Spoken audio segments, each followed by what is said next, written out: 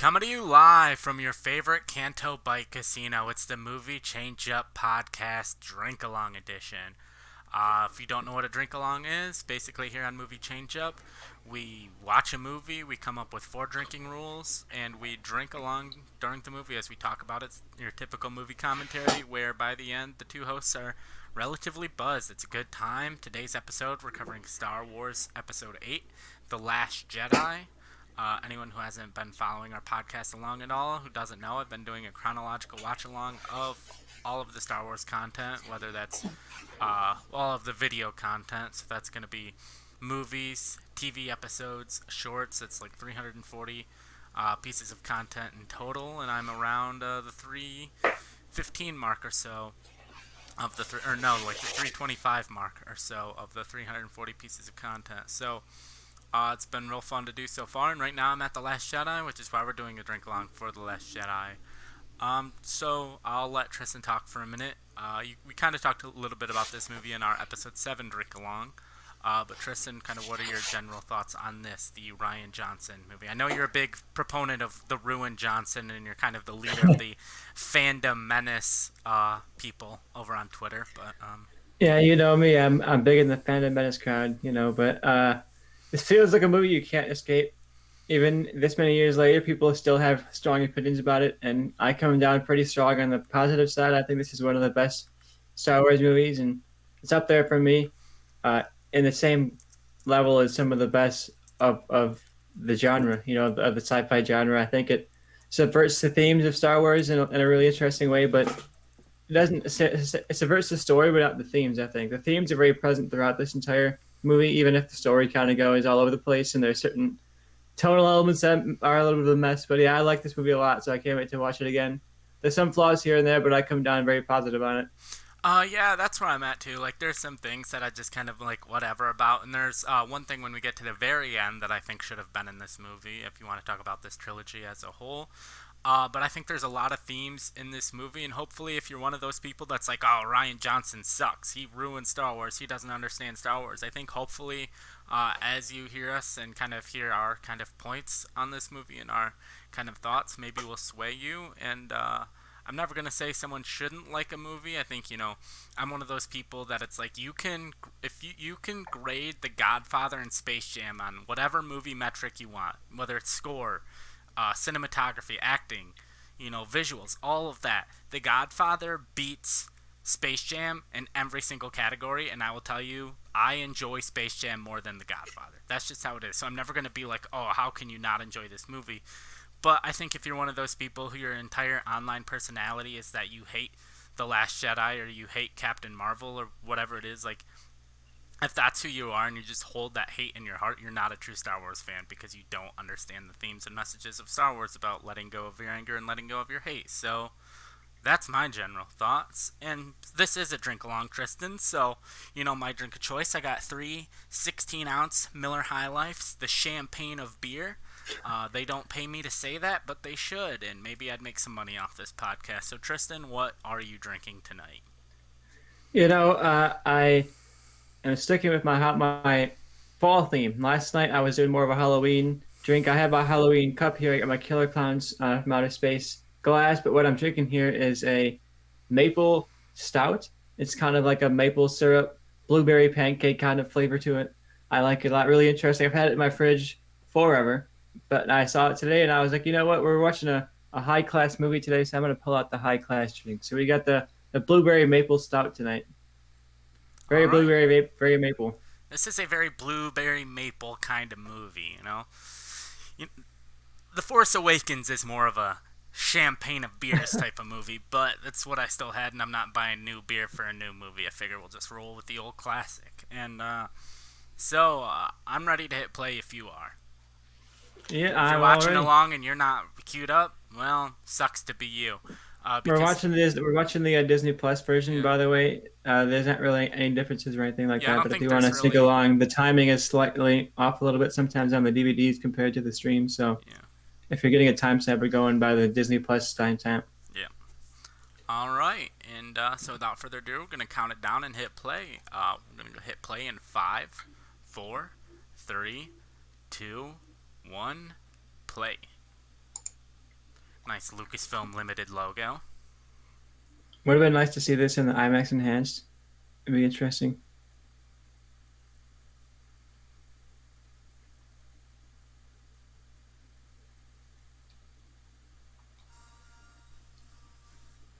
Oh, and we never went over our drinking rules, which I usually do. So every time they say the First Order, I drink. Every time they say Resistance, Tristan drinks.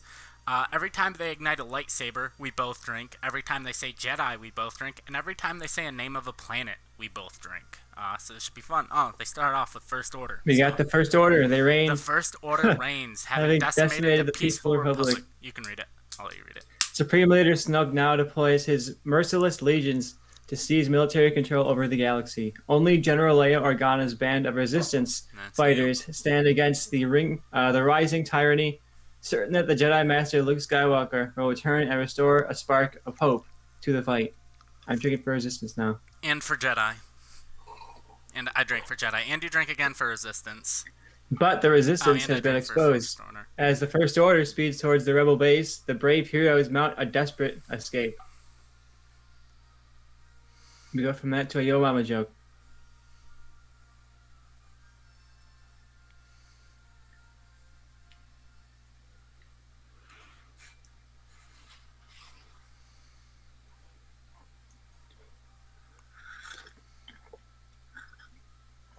Joe, I'm picking up quite a lot of the movie sound on your end. Alright, I'll turn it down. Watch us get fucking DMCA'd for that. Here comes the mouse. They were like, you know, you've been doing weekly promo for our platform, but you're gone. Taken out.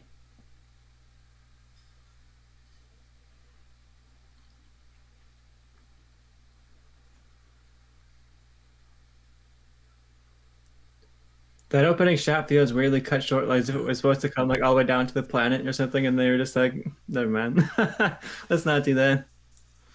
Well, I know the opening was supposed to be different, but I can't remember because it opens on. It's like a reflection on Finn's helmet, and like I think Finn was supposed to have a bigger opening, and then they changed it, and so I think that's why it's weird.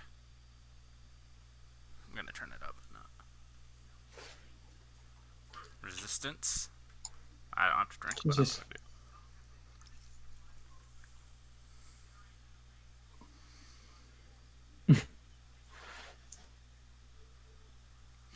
I want to say it was like Rey was standing over Finn and was like talking to him, but I can't remember.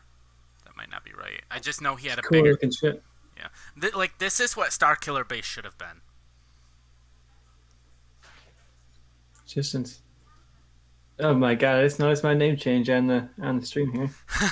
I did that while you were talking in the beginning.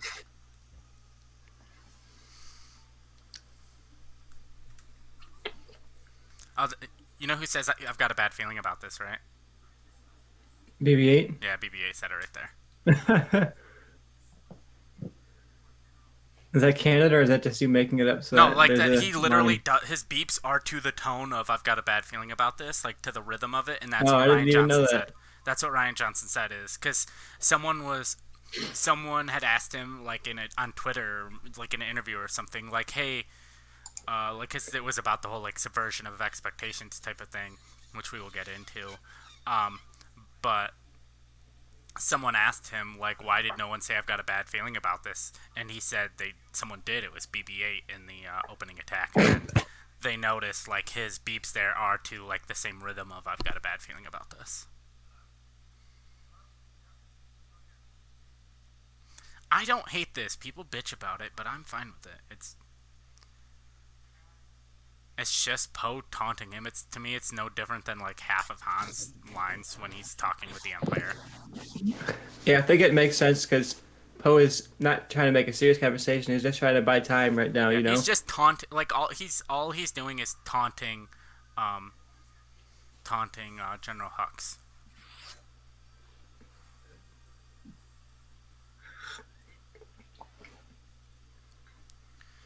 But yeah, that's because BB-8 says like his "I've got a bad feeling about this," and that's why Poe says "happy beeps."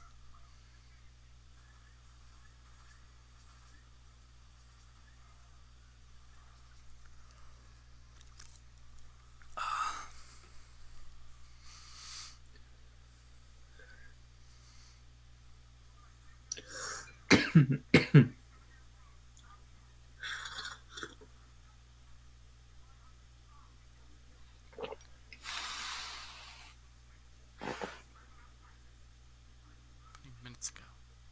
Captain Kennedy is I want to see him in more stuff. I don't know how you put him in anything because he like R.I.P. Captain Kennedy, but like, You get a prequel, you know? mm, You get a prequel show. yeah, Give him a spinoff, you know? A Captain Kennedy Captain Kennedy Star Wars show. story. Yeah.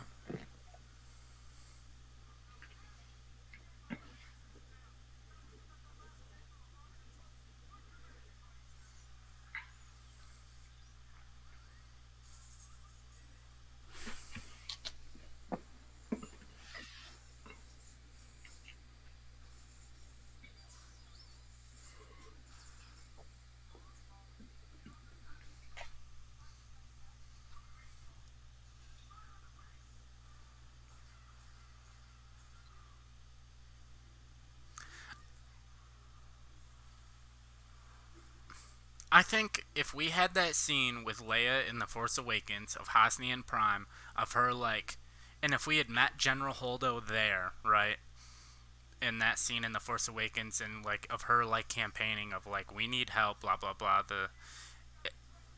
and all that was destroyed was Hosnian Prime by that ship. I think it would have been more impactful than 5 planets we've never heard of before. Yeah.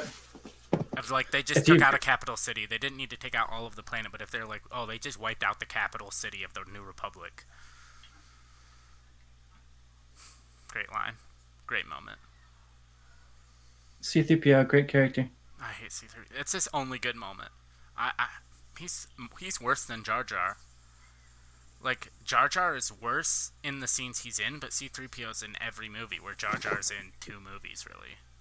He's like, cause he's like barely in Revenge of the Sith.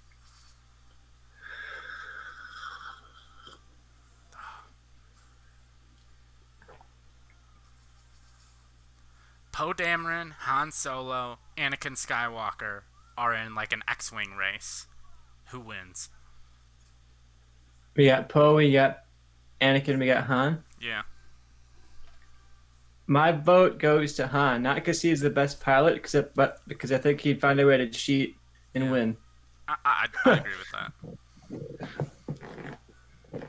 Whereas if I think they were just going pilot to pilot, I don't know. Anakin seems like a pretty pretty hardcore pilot. Yeah.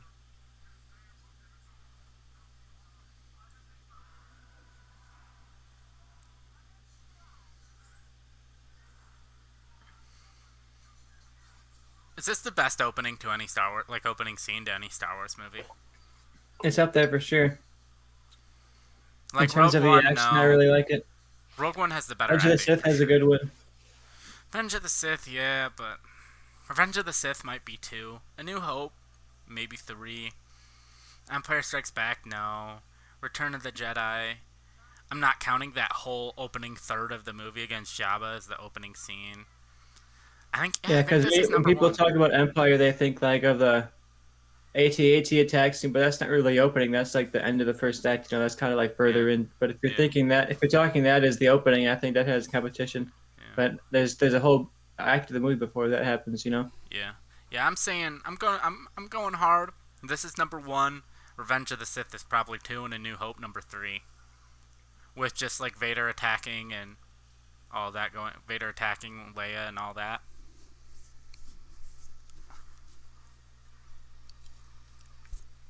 The New Hope opening is so efficient too. Yeah, It establishes the villain, establishes like the stakes of his message that this princess is sending out, and yeah, you don't even know the context of what's going on, but you already know the bad guys and the good guys and what the goal is of the characters. You know, yeah, without even them telling you what it is yet. You know. yeah. Joe, I thought there wasn't gravity in space. Okay, first of all, anyone that wants to talk about science in Star Wars can go fuck themselves because science is never. How come every time people complain about this, but how come no one complains about any time a ship is hit in outer space, it always sinks? That shouldn't happen. But yet, no one's ever complained about this. And Ryan Johnson said magnets. They launch a magnet down first. They shoot a magnet down, and the bombs just follow the magnet. And I'm like, cool, you explained it And again, I think as far as Star Wars goes, if you can explain it in one sentence and it makes sense, I'm okay with it. I don't necessarily need them in the movie to be like, oh, how'd we drop the bombs? Bombs don't fall in space. Well, you see, we drop a magnet down, and the magnet fucking goes, and the bombs follow it. It's like, no, it's Star Wars, man. It's these ships that can cross planets millions of light years away in a week. I think they can figure out how to drop bombs in open space. Great moment, great scene. The emotion, the hand thing, the bomb thing falls, and you think it's gone forever. Also, nice tight end shot on that whatever something smelt. Every like the first 3 times I watched it, every time I'm like, oh, she didn't get it, and then obviously she grabs it, I'm like, oh right, yeah, I've seen this movie before she grabs it. In the theater, there was definitely a gasp of shock, like, "Oh my God, she didn't get it!" And you wouldn't be surprised, like that. You could see this mission go completely and entirely awry, and they lose, and that could be the opening of the movie, you know. Yeah, So it's a possibility that she loses because they essentially lose. Like yeah. If they this, take down this dreadnought, sure, but like they lose. They lose more than they gain at this battle here. yeah, I mean, Like they lost a lot of people. that's in, basically Poe's arc in this movie of like, he's like, yeah, we beat the dreadnought, and like Poe's arc ties directly into Finn's arc, and no one wants to talk about that.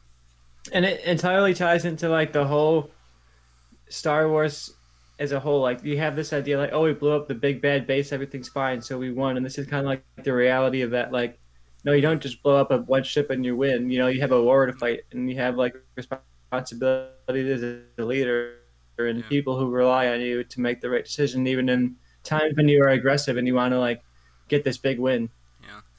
Ryan Johnson's entire thought process with this movie, just by watching it, is he took the entire core concepts of Star Wars and challenged them, only to reaffirm them in the end. Is like, is Yeah, there a difference between people good? think, oh, People are like, oh, is there a difference between good guys and bad guys? Oh, is there like a purpose of myths? Like, should myths and heroes and all of that be a thing? And it's like that's what all of these characters' arcs are. Is like people look at Kylo Ren saying like, "Oh, let the past die, kill it if you have to." As like the message of the movie. It's like, hey, here's an idea. Fun fact: the words of the villain usually not the message of a movie. Like when you it watch a World reminds War. me of the people who watched. Reminds me of people who watched Black Panther and they were like, "Wow, this movie is anti-white Yeah, because Killmonger is this violent like stand for racism." You know, he's like this aggressive, he's like a violent character, and yeah, he's like like an that's the early villain of Malcolm the X movie. type of character. I mean, it's basically It's like like Malcolm X and Martin Luther King Jr. And then at the end, there's kind of like Martin Luther King Jr. is like, hey, I'm gonna take some of my ideas, but also gonna take some of his ideas, and maybe the best path is somewhere in the middle. Who knew? Middle, usually the best way to go in things, but not always, but I mean, not always, but as far as like the philosophies of that, yes, of like maybe not full on isolationist, but also not full on invasion either. I like this whole Bacta thing.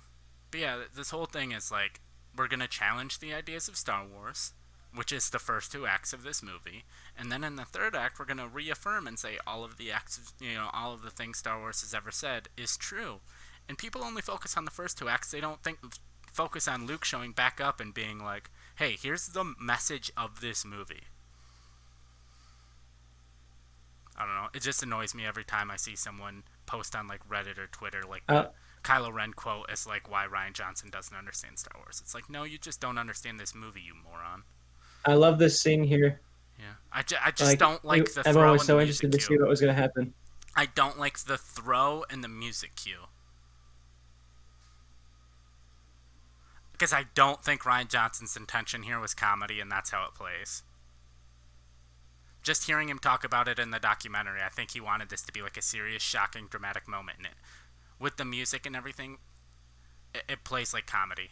And I don't think that's what he. I think if he had done the throw to the side and the music was different, not trying to throw shade on John Williams because he's a legend, but I think he should have been the exact same throw he did in Return of the Jedi. The throw to the side, like I don't want this, and different music, and I think it would have played completely differently.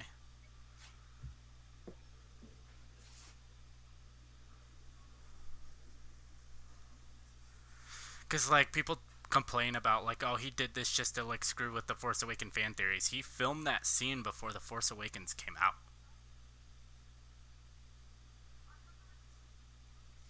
Resistance. That's me.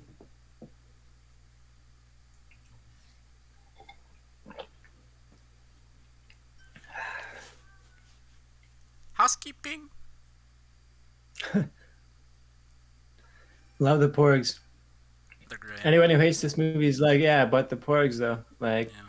And I like that we'll they take actually those. exist for like practical purposes too, to hide the puffins. And to sell merchandise. Lots of Porgs at Galaxy's Edge as well. But they A lot mostly of this hide the random stuff you puffins. see in Luke's. A lot of this random stuff you'll see in Luke's hut here. You can also buy like, you can buy the Jedi texts and things like that.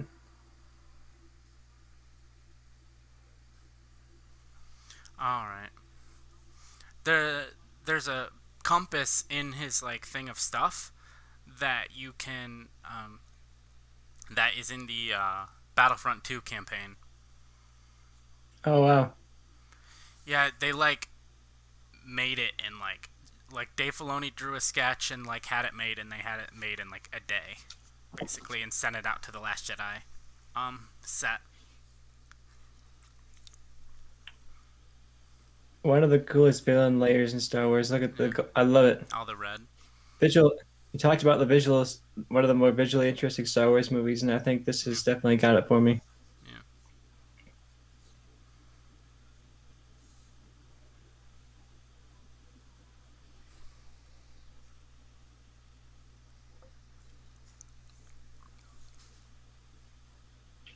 So what's your based on everything we know? What's which is dumb that they never explained it in these movies. What's your theory on Snoke? Is he just like a meat puppet that Palpatine is talking through, or is he like his own entity just working for Palpatine? I kind of got the sense from the movies that he is like just a puppet of Palpatine. Like he has basically no like brain or anything. It's literally just like Palpatine speaking through this meat puppet. Because like you literally like see Snoke, like incomplete Snokes in Rise of Skywalker, and it feels like Palpatine literally created Snoke Yeah, and is now like speaking through him. Whether he's an entity that is just so corrupted by Palpatine, I don't know, but it seems to me he was created by Palpatine for Palpatine, and this is essentially Palpatine is not physically his physical form is not ready yet, but he's like using this as like an extension of his yeah, force through this other being. I'm not sure. I wish they would explain some of that. Any of that really would have been yeah, nice. yeah. It's my my two main problems with the sequel trilogy as a whole is they did not explain Snoke and they did not explain Palpatine's return and all, which I think are the two biggest. This the detail looks so good on Mm. Snoke though. Look at that effect, Yeah, it especially was at this great. scene. I watched like the behind the scenes stuff. There's like so many layers of it, like even just like water vapors coming off of his skin, like sweat and whatnot. This is the best scene to me, I think, because like you can just with the light too. It's not dark. It's not trying to hide the CG. Like you can really see the detail on that side of his face. There's like wetness on Really his impressive. face. And also, there's a very important moment here that I'm going to bring up during our episode 9 watch along of Snoke telling Kylo Ren to take his mask off, and then guess what happens? Kylo Ren kills Snoke, and it's just and people consider him having his helmet or mask or whatever you want to call it again in episode 9 of retcon. It's like no, there's a pattern here of people that tell Kylo Ren to take his mask off, whether it's Han Solo or Snoke, he kills. So maybe he doesn't really respect their opinion on whether he should wear his mask or not. Hmm. It's not like he took it off on his own volition, you know. And sure, he smashes it, but I think it's more just his anger towards everything in life, not his helmet slash mask. You ever break something and then be like, I shouldn't have broke that. That's Kylo Ren in this movie. Sure, but like the scene, the language of the scene is not telling you that. The language of the scene is telling you he's putting the identity away right now. See, I Like think he's he's just more smashing the angry in Kylo Ren life. identity.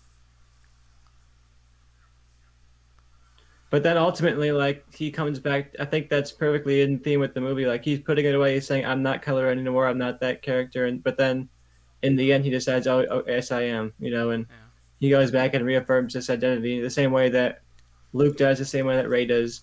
He like Yeah, reaffirms his identity as the villain of the story, by the end. yeah. So I don't mind him having the mask in the next one because to me that feels like he's To me, a come full retcon. circle and like decided his role in the story, the same way they have. To me, a retcon would be if he just had a brand new mask that was like the same look, but it was like just completely fine. But it's the fact that they have an entire scene of him rebuilding it, or having it rebuilt, I guess, is like um what makes it not a retcon. You know what I'm saying? It'd be like if they totaled a car in one movie, and then in the sequel they have the exact same car again. It's like that's a retcon. But if there's the movie opens with them rebuilding the car, not a retcon. Also, people talk shit about Luke saying something about like, oh, if I wanted to be found, why would I go to the most unfindable place in the galaxy? Is like bad grammar and like why this movie sucks. But it's also like, well, he was raised on a farm on a desert planet. I don't think he really went to grammar school every day. You know, Yeah, I'm not looking at the grammar of Star Wars. My bad. I think if you're arguing about like a grammar in a scene by a character, I think you're just getting to the point that you just went into this movie wanting to not like it. This is iconic right here. I love this shot of Luke milking this alien. The real detail of it, like Yeah, just I'm not. chugging the green milk right in front of her. Again, I love it. this is one of those things where this is the deconstruction of a legend. This is she went here to find this legendary hero, and here he is just out as like a hermit. That scene was to show him as like how far he's kind of fallen, how he's just a regular guy out living his life trying to survive. He's not this legendary figure.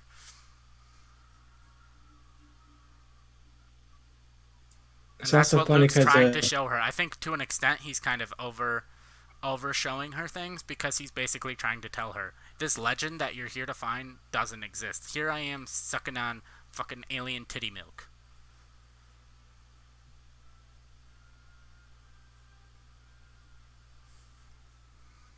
This whole thing is Luke you saying could I'm buy the not. green milk. You could buy the green milk at Galaxy's Edge as long alongside the blue milk. They say blue and either blue or green. What is it? Is it literally just regular like milk just dyed a different color? Is it like No, goat they're milk not. It or? doesn't taste like milk. It's more like a smoothie, in Oh, the okay. like the two different flavors or the different two different smoothie flavors, but they are pretty good. Yeah. Fucking rich person over here talking about how they go to Galaxy's Edge. It's I had a while where I was going a lot. I happened to live next door, so I was like, why not get the annual pass?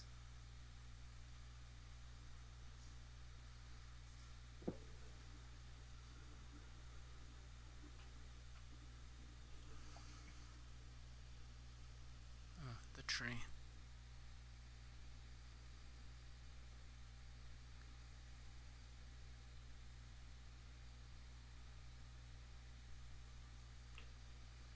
I got chills right there.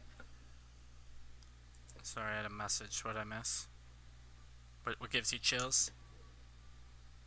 Just the music was really good. Ray Uh, walking up to the tree there, and you get uh, this sense of history to that, and yeah, Star Wars has that like the sense of epic iconography to the history, yeah, and you get the sense you can hear it in the soundtrack, like these whispers of the past. yeah. It's a really effective scene.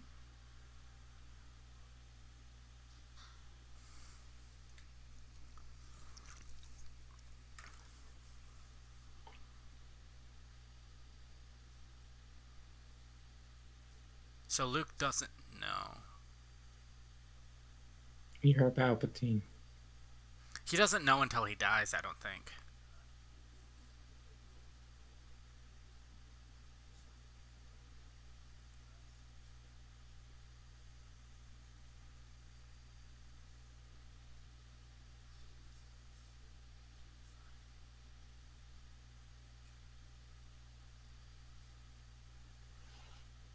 I'm Ray Palpatine.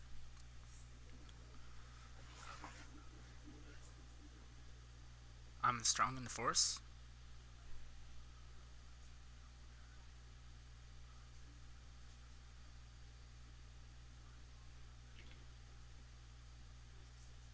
Damn, they're just making you drink all of the beer, all whatever. I know. I'm so engaged. I haven't even been drinking.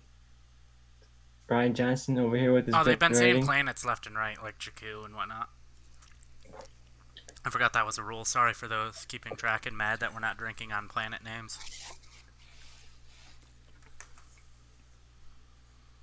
Something inside her. Is it Kylo the Ren. Force or is it the Palpatine? Like, is that I what are think they it's the trying to say Force. here? The Force. I think. I mean, I think it ties directly back to the title of the last movie of The Force Awakens. Like now, she's saying there's something inside of me that's always been there. Now it's awake. I think it's literally just the Force.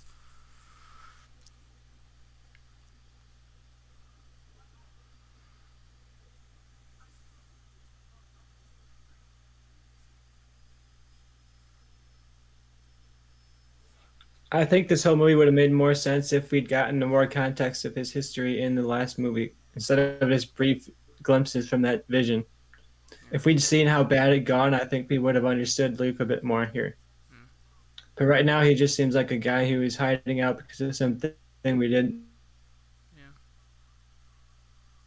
Did we lose Tristan? we don't know. We're just being Yeah.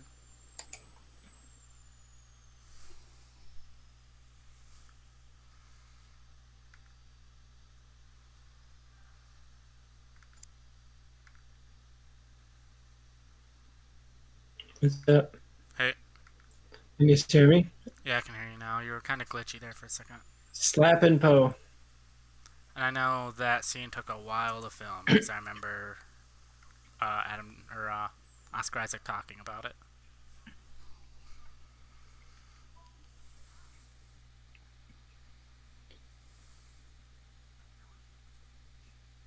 The politics of this movie are impossible to not see when you're like, is it a this movie inspired so much vitriol on the internet. It's Yeah. hard to watch scenes like that and not see like the political edge to it, and Of a woman slapping a man, or like what about happened? women slapping a man and like putting him in his place. You know, and she's above him in power ranking and telling him Yeah. like, "Oh, you did this wrong." No, I'm not gonna like just sit back and tell you good job, you did this wrong. Yeah. And I think that was something that really upset certain people on the internet. Yeah. Well, I'm fucked on. Oh, look, it's Admiral Ackbar, a guy that's had like 3 lines over the course of 3 movies, and he dies, and people get upset because of a fucking meme.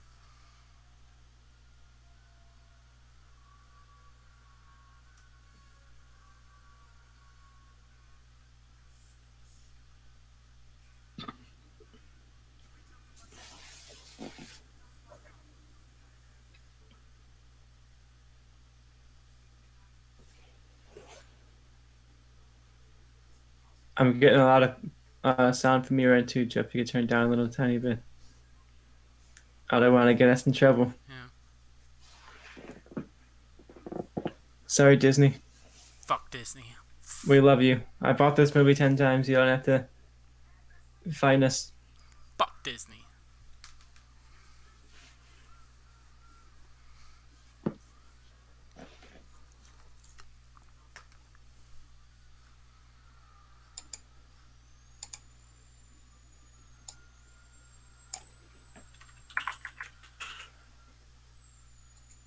Also, anyone that says, "Oh, because Carrie Fisher died in real life, they shouldn't have brought her back and they should have had her die," like you really want her to die like here and have her death mean nothing? Like her death leads to nothing. It would have just been, You oh, talk she. about people being mad about Akbar.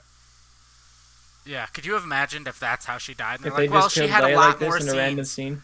If she had a lot more big important scenes, but we decided, we felt just to cut her out of the movie because she died in real life.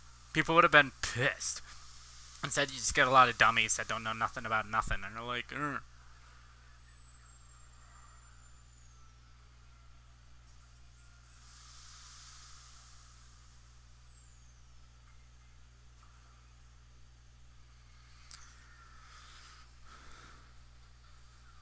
There's a good trailer for this one too. Yeah. A lot of memorable trailer shots. Not quite as much as the first one because I just remember watching that Yeah, I Force watched Awakens that one trailer so over many and over and times. over. This one, I was like kind of aware more of some of the leaks, and we're like, The Force Awakens didn't really have as much, so. Um,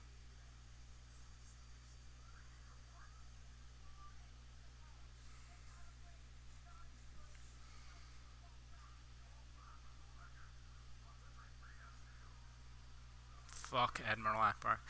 Honestly, the reaction to his death of like the people that cared so much made me hate the character. Of just like, Or like Admiral Ackbar should have been Holdo. It's like, no, because we inherently trust Admiral Ackbar. We don't inherently trust Holdo, and the whole arc doesn't work if you trust Holdo. If you want more Leia's past with Holdo and all that, Star Wars Bloodline is a great book. One of the best Mm, of the, yeah, by honestly, probably the best of the sequel era books that I've read yeah, by a lot. And it added a lot to this movie and to the last one for me. yeah, Because you added Resistance to your watch along and for your watch through, and I decided not to do that and added a couple of books instead. So I yeah. filled in some gaps that way. Well, I just wanted to do all of the video content.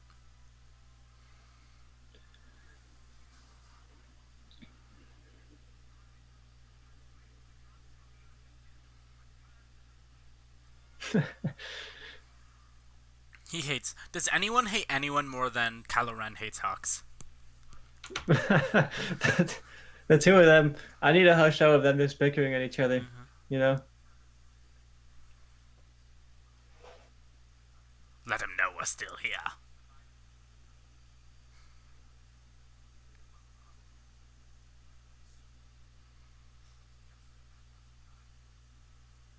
And then we spend the whole movie of them just kind of tick tocking out, if you will. Yeah. And again, at this point in time, we've seen multiple Force-sensitive characters out into space, and they didn't die. So And there's a million scenes where like someone who's force sensitive that isn't quite in touch with it in their moment of desperation gets in touch with the force and survives, yeah. like this is exactly that. And also, even though it's never said at this point in time, we have to assume Leia has had training at some point, right? Like her brother is the leader of the Jedi, like, and it's been 30 years.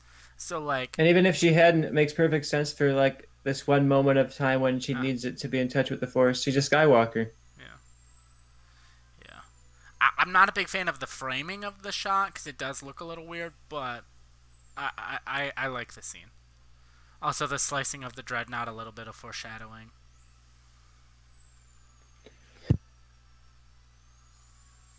It's a nice action moment, creative action moment to get something out of your like 60-plus-year-old actress, that you can't really have do fight scenes. So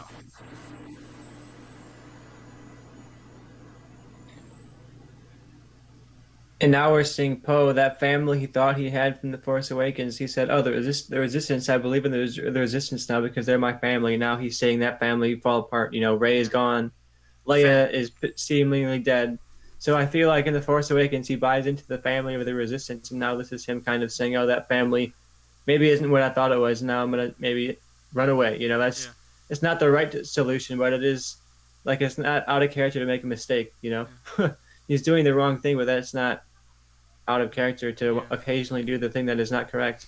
You mean the guy that ran away from the First Order because he felt it wasn't right? Might also run away from the Resistance because he's seeing all his friends and family, all his friends die. Yeah, it seems real out of character. Oh, it's This is a sarcasm. powerful shot. Yeah,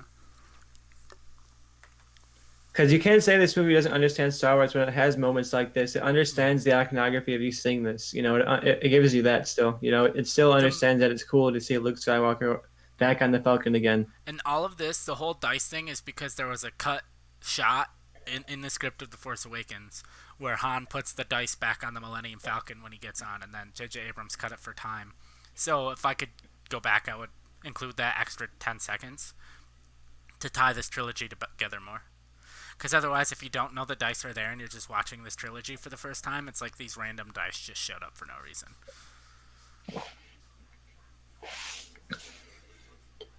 It is in New Hope though. You can technically see the dice for Yeah, like a shot or something. yeah, they are there, but I'm just saying if you aren't like a massive Star Wars fan, you don't know what the fuck those dice are. But there was like supposed to be a shot that I don't know if it was ever filmed or not of Han putting them back up. And again, to bring this up, That's cheating. Ryan Johnson understands Star Wars, but this scene is just tells so much. Alderaan, that's a drink. Obi-Wan Kenobi really was in the movies, Yeah. the sequels. Yeah, Obi-Wan or there he is. Ryan Johnson literally went back to get the original plates that they used to film Carrie Fisher for those scenes to have like different angles and not just use the exact same angle um, Didn't that know that. that they used for A New Hope. That's really cool.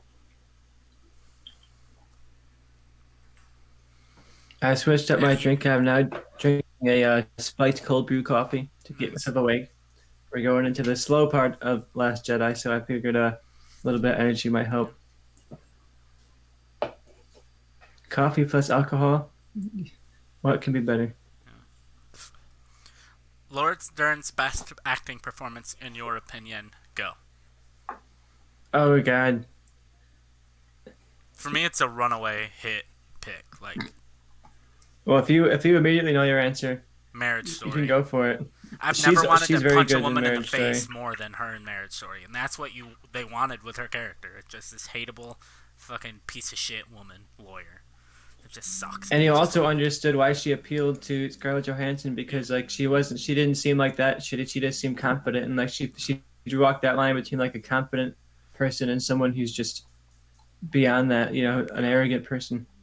Resistance.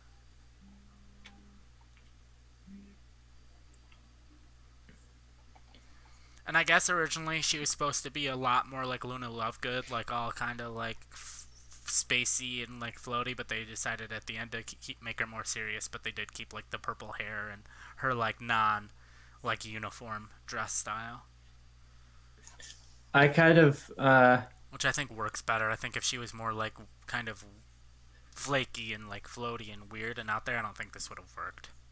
Oh, they said Force. Or no, wait, that was she's had some really good stuff with David Lynch. Uh, I liked her a lot in the Twin Peaks Return TV show. For going movies, I think she was great in Blue Velvet yeah, and Wild at Heart. Those are both really good works between her and Lynch. yeah. I think he's gotten some great stuff out of her.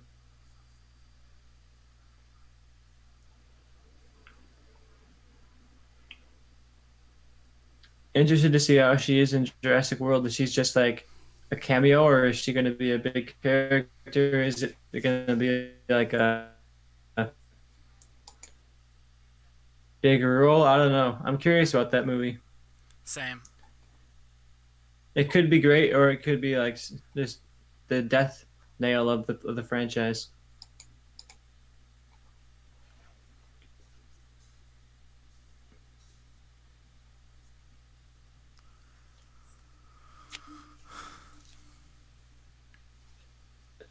People get angry at this movie because they're like, that's the point of the scene. You're supposed to feel uncomfortable that this woman is talking down to him. He feels challenged in his authority. That's the point of the scene. Yeah. Not No. necessarily this. I think Here's there is a gender angle to it, of course, but I think it's more so like he feels challenged in his role as a leader because now the actual leadership is showing up, and his kind of like off the wall attitude is not working here yeah, anymore. she's basically like, we need a plan, and you're a crazy person who doesn't do what he's told. So the less you know is probably the better. And then is Yeah, essentially this is what she sort of like just a told him. And then everyone's like, why didn't she tell him the plan? It's like, did you watch that scene right there? She told him why he doesn't get to know things. why does he need to know the plan? He's not the one in charge. Yeah. Like if you're a random employee at a store, you don't walk up to the CEO and be like, "So what's our plan for the next year?" Give me the layout. It's like no, Yeah. How we looking? How we gonna look in the next quarter? You know. yeah,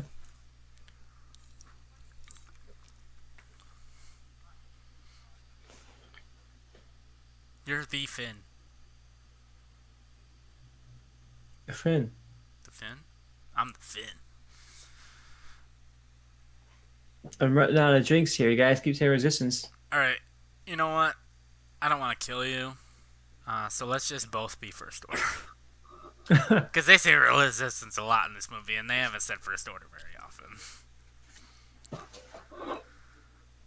Watch, like right now is going to be the big switch where they never say resistance and they only say first order. Or do you drink for Snoke and First Order? I'll give you an extra word. Yeah. We'll do that. Oh, first First order, right? Order. Hey, look, you got one. Talking. How many drinks? Okay, I got two left. I was afraid I only had one left. I don't want to say the person's name because I don't remember the exact quote, but they're a YouTuber who does YouTube reviews, and they were reviewing this movie, and they were complaining because when Rose's sister dies in the opening scene, of course, they're also an Asian woman because they're Rose's sister, and they were like, it's confusing because how was I supposed to know they were different characters? Well, one's fucking dead, and I was two, like, they don't look alike. they don't even look alike. Honestly, they don't even pass for sisters. Are they like half sisters? Maybe they're both adopted, you know? They're both Asian, I guess, but like outside of that, they don't really look I like. was like, I guess they're both Asian women, but I guess that's enough for you. And of course, it was one of those people who was not I happy with kind of the want you. movie. Is it someone I would know? Not It's like someone you person. know. You should message me who it was because I have a theory of who I think it is.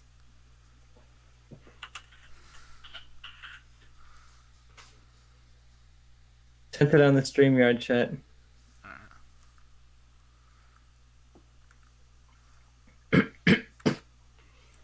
Yep, I was right. I feel like maybe I saw that review, which is why, and I probably stopped at that point. And I was just like, "What are you talking about, bro?"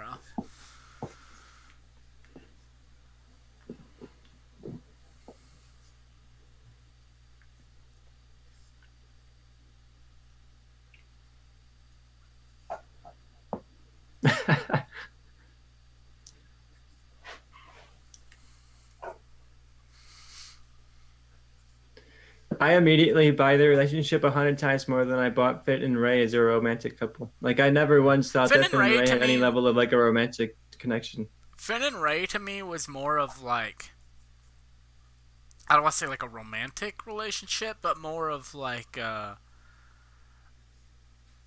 don't know how to explain it. Of just like kind of the first woman he ever saw that wasn't like a colleague, if that makes sense. Mm-hmm. He had similar to like Luke when he first saw Leia. He had like this enamoration with her. Of like, who the hell is that? Yeah, like that kind of a thing. Of like I never came out of that movie like, oh, they're gonna be a couple.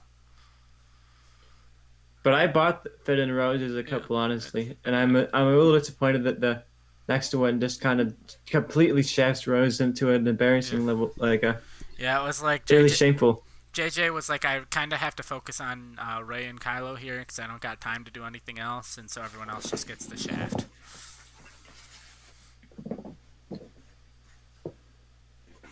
But they had enough time to introduce a bunch of Yeah, like that's the one thing I have non-essential against that characters. episode 9 was like, why are we meeting new characters and like new planets in the final movie of a 9 film saga? Like it should be all about wrapping things up and going to places we've been before and like saying goodbye, not hello. I like that this arc too, like essentially goes wrong. Like Poe here is going on that traditional Star Wars sci-fi big guy in the adventure kind of thing where he's like, "Oh, I'm not following the rules, man. They don't know what they're talking about. I'm doing the mission myself." And then he just completely does the wrong thing and like loses. Also, I don't like this. This feels entirely like they needed to have Maz Kanata in there first, so they shot the scene entirely to have her be like give her a scene because they didn't want people to forget about her for some reason. Like it feels like a video game cutscene or something. Like this was filmed for like Battlefront 2 and they're like didn't use it and then they're like, "Oh, let's use it for episode 8."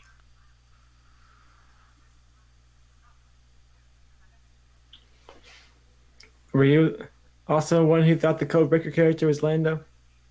Because I was No, cuz there was a fully leak convinced it was going to be before. Lando. I think there was a leak before. I still like my idea that the Codebreaker was always DJ. That like DJ lost the Red Palm Bloom to the guy to Justin Thoreau, like at some point between now and then, and you know what I'm saying? Justin Thoreau. Yeah, Justin Thoreau's the He's act. in this. What? He's in this show. Who does he play? Justin Thoreau? He's the Codebreaker. Oh, is he really? Yeah, Justin Thoreau's the Codebreaker, and so I kind of like the idea that DJ, what's his face, Benicio del Toro's character was always the guy that they were trying to find, but he lost the Red Palm Bloom in a gambling bet to Justin Thoreau. Forgot that it was Justin Thoreau. I mean, he's in half a scene. Like he has like the camera pans and they're like, "That's the guy," and the camera pans away and you never see him again. But I remember that scene. I didn't. I totally forgot that it was a guy that I knew. Yeah, Well, not no, I mean like an actor that I knew. yeah. Miss the former Mr. Jennifer Aniston, The screenwriter of Iron Man 2. screenwriter of Tropic Thunder. Great in The Leftovers. I tried watching it. I was on a date. We were in my room and we're watching it, and she wasn't into it, and I've just never watched it again. I know your taste and know that you would hate it. You'd think I would? I You'd be remember like, "Where's liking the the first plot?" episode. I don't always need a plot. I just know I like the I love concept to that me. slide. What a move! They were like, "Adam Driver, can you slide?" And he was like, Fuck yeah, I could slide, "Yes, bitch. I can slide." The concept to me is interesting. Of like, what if, uh, um, half the world's population or whatever it is goes away, and like, what if, like, what happens to the other half or however many? And I like the Yeah, idea they thought, like Ryan in the interview, I think it was the Jedi and the director or whatever the behind the scenes documentary was for this movie, of like they thought so long and hard about like how to show this, like how do we show that they're like not in the same place but talking to each other, and they came up with all these other ideas, and eventually they just decided on the classic, film school 101 eye lines. shot, reverse shot. You know. Yeah.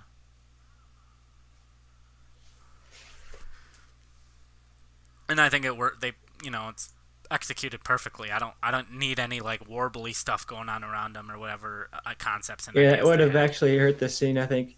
I feel I think that, and then it's also kind of jarring because you don't quite fully understand what's happening Yeah, the same way they don't. Like they're just like, for some reason, I can kind of sense you and hear you and see halfway what's going on there, but not yeah, quite. And yeah, I think if they put like a portal up there, it would be too literal. And yeah, this is like very much in their heads, yeah, and I love that about it.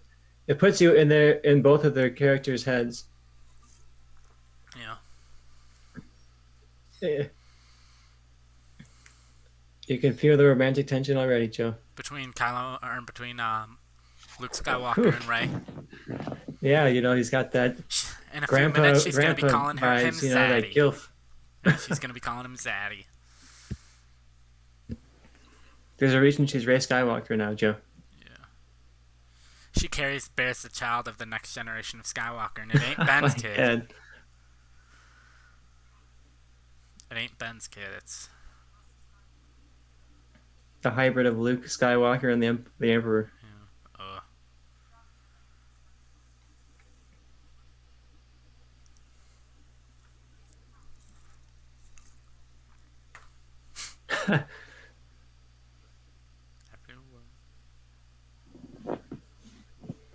this is a great moment. The green screen behind them isn't that great, but the scene's good. I miss matte paintings. I didn't think Green matte screen is paintings so were ever boring. that effective either, though. Like, there's so many times It's I'm not watching like effective, but it looks cooler. there's so many times I'm watching Empire Strikes Back, and I'm like, oh, look at that matte painting. Like, you can just hear the wind machine almost. They needed the volume. Yeah.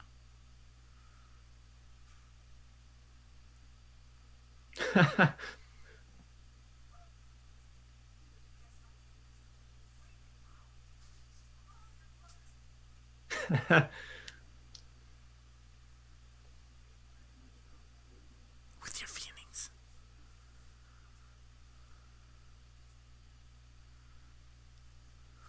Just breathe.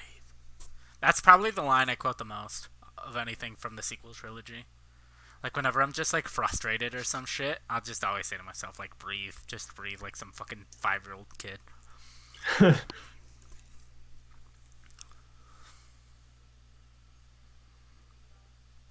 Yeah.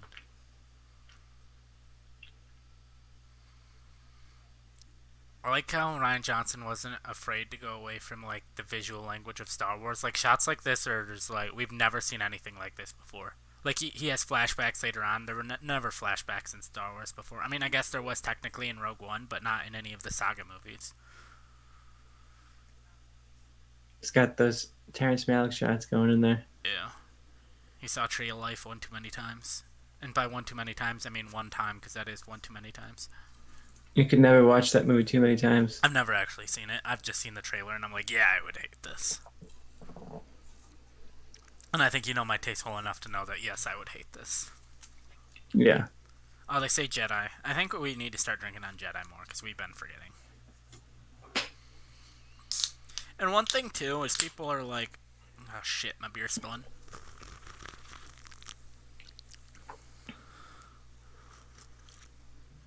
Of like, why is Luke kind of like this? Of just like hidden away and not this cool, badass, amazing Jedi? It's like, I don't think you can have like live in a world where the prequels exist where Luke Skywalker doesn't challenge the ideas of what the Jedi are. Like you can't have like Return of the Jedi Luke being like I'm a Jedi, Jedi are awesome. Also have the prequel trilogies that are like maybe the Jedi sucked, and then go to Episode 7, or 8 or whatever, and have Luke be like, yep, Jedi are still awesome. They never were the cause of their own fall or anything. They never were pieces of shit for 5 years to my dad. You know what I'm saying? Yeah, because the prequels, in a way, are a subversion of themselves of like the heroic image of the Jedi. You see it as like this corporate conglomerate that's Mm, inactive and not ineffective. And you know, the Force.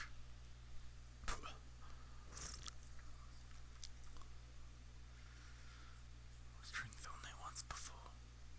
I remember that was a big trailer line, and everyone was trying to figure out who it was, and then it was the most obvious answer of just Kylo. Was he talking about Mhm. his dad? Was he talking about himself? Was he talking about Palpatine? No, he's talking about literally the other student we knew about. At what point does Luke understand the reality of Rey's origin? I think based on the line in Episode 9, it's when he connects with Leia. When Leia reawakens and they have that kind of connect where they say each other's name. I think that's when it is.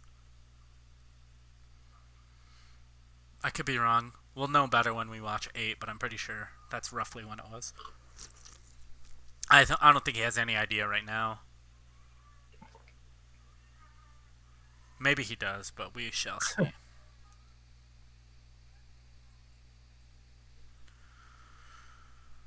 Oh, one of the things too. Originally in J.J. Abrams' script, it was BB-8 joining Rey to Octo, but Ryan Johnson had that whole idea with I was going to talk about it earlier, but I forgot R2 like showing Leia to Luke, and so he needed R2 there and not BB-8, and so he told JJ to switch it and have R2 go with Rey. Fun fact.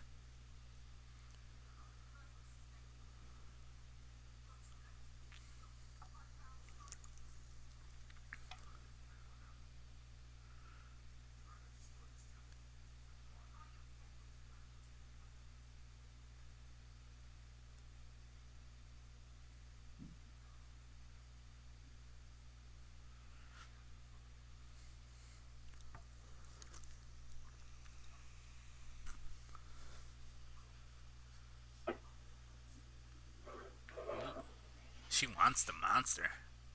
She's like, put the monster in me, daddy.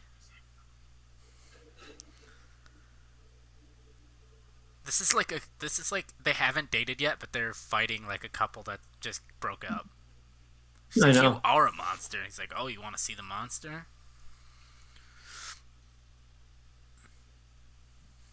Ooh. See stuff like this, like the rain, and there's another one too of the Connect where like you don't get the amazing like lightsaber passing through the Force in Episode 9 without stuff like that, and that's why when people are like, "Oh, J.J. Abrams completely ignored Episode 8," it's like there are connections there. People just I guess. ignore them. Ooh, Canto Bite. And this is all a spiritual mental journey. Sure, they don't gain an objective, they don't pass a mission, but there is a reason for the Canto Bite scene. Like, everything here explains why Finn's character changes, and also is a lot of themes and messages of the movie. Sure, they don't find the object they need to, like, do the next step of the movie, but the characters change. And that is Alien is voiced by Joseph Gordon-Levitt. I like the look of all No, the police here. You know, they could have just had them be stormtroopers, but yeah. and this to me feels less like a repeating of the casino scene than the last movie did because this looks nothing like the. I This do is think like this the Mos movie Eisley Cantina to a million. You know. The one thing this lacks is I think we should see more familiar aliens here. I think we should like it's basically all new original aliens, and I'm not against injecting new aliens, but we should have seen like Twi'leks and like we should have seen um, Toydarians and other aliens we know mixed in, and there really isn't I any. kind of like that it's all new aliens and there's not a single member berry in here. It's all just like this is a galaxy with completely all these crazy species. Let's not show a bunch of ones people have already seen. Let's make it all new. Do you know who voices this little drunk alien? I don't. Mark Hamill. Oh,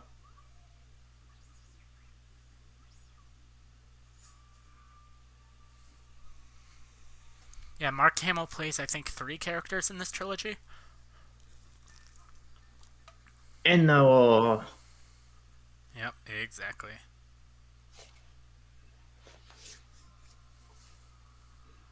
What if they had announced like Mark Hamill is back for Star Wars episode, 7, 8, and 9, and they killed him off, and he was just the voice of some random alien that was kind of like in all 3. He was like the voice like the Jar Jar Binks, and their episode 7 opened with like Luke Skywalker has died, and he was the voice of like Jar Jar Binks' grandson.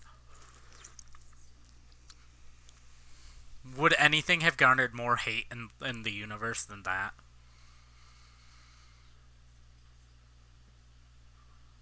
Oh look, it's Broom Boy.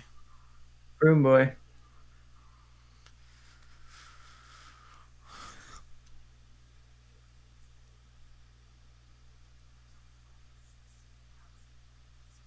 The guy needs to brush his teeth. Drink for me. Weapons.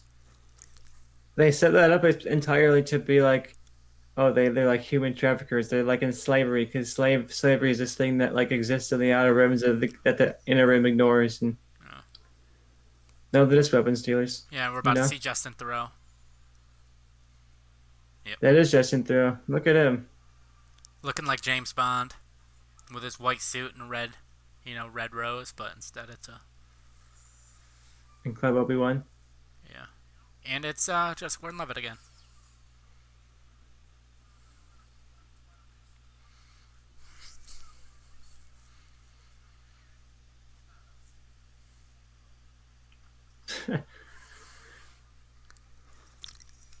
BB-8 is getting messed up in this movie. Poor guy. Yeah. I was always a person who was a big hater of the Canto Bite sequences, but Have I turned you around, or were you turned around I've before me? drawn a bit around them a bit. I think it fits with the characters, and I'm interested to see it more of it here. But And also, like like the second time I watched this movie, after seeing all the complaining, I was like, that scene is literally like 5 to 10 minutes long, and people are bitching about it like it's half the movie. Oh, that's a drink every time they ignite a lightsaber. not a lot in this one, actually. Yeah, I intentionally included a rule on here that doesn't happen, that I knew didn't happen very often. I didn't want us to die. Speaking of dying, I think I need to get another drink.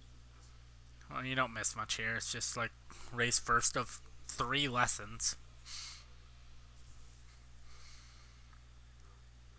I think it was a missed opportunity because the one lesson was a deleted scene for JJ not to have the third lesson be Luke's Force Ghost telling Ray something. Because he says, "Yeah, I'm going to teach you 3 lessons," and he only teaches her 2. The third is when he doesn't show up at the end, and he teaches her about sometimes the best I guess. approaches to avoid conflict or something like that. I guess if you want to be like that. As much as I love the movie, it is a glaring flaw that he's like, "I'm going to teach you 3 lessons." Only teaches. It's very direct. It's like, oh, we're gonna get the third one, and you get to that last act, you're like, oh, here's when he like says lesson 3, Yeah. and they just don't. Jedi. Oh wait, yep, Jedi. It is great to see Luke Skywalker say Darth Sidious. Darth Sidious, which was not a name ever like known during the original trilogy.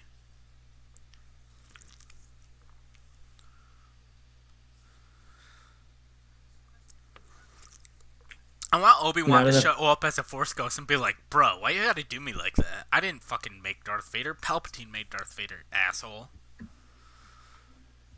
Did he? You know? Are we saying Or did the Obi-Wan made... Jedi Empire? I mean, I don't know Obi-Wan, but I think you could argue the Jedi are as equally responsible as Palpatine was. Yeah, I don't know. And I think that's what he's trying to argue here. Yeah. Han about it.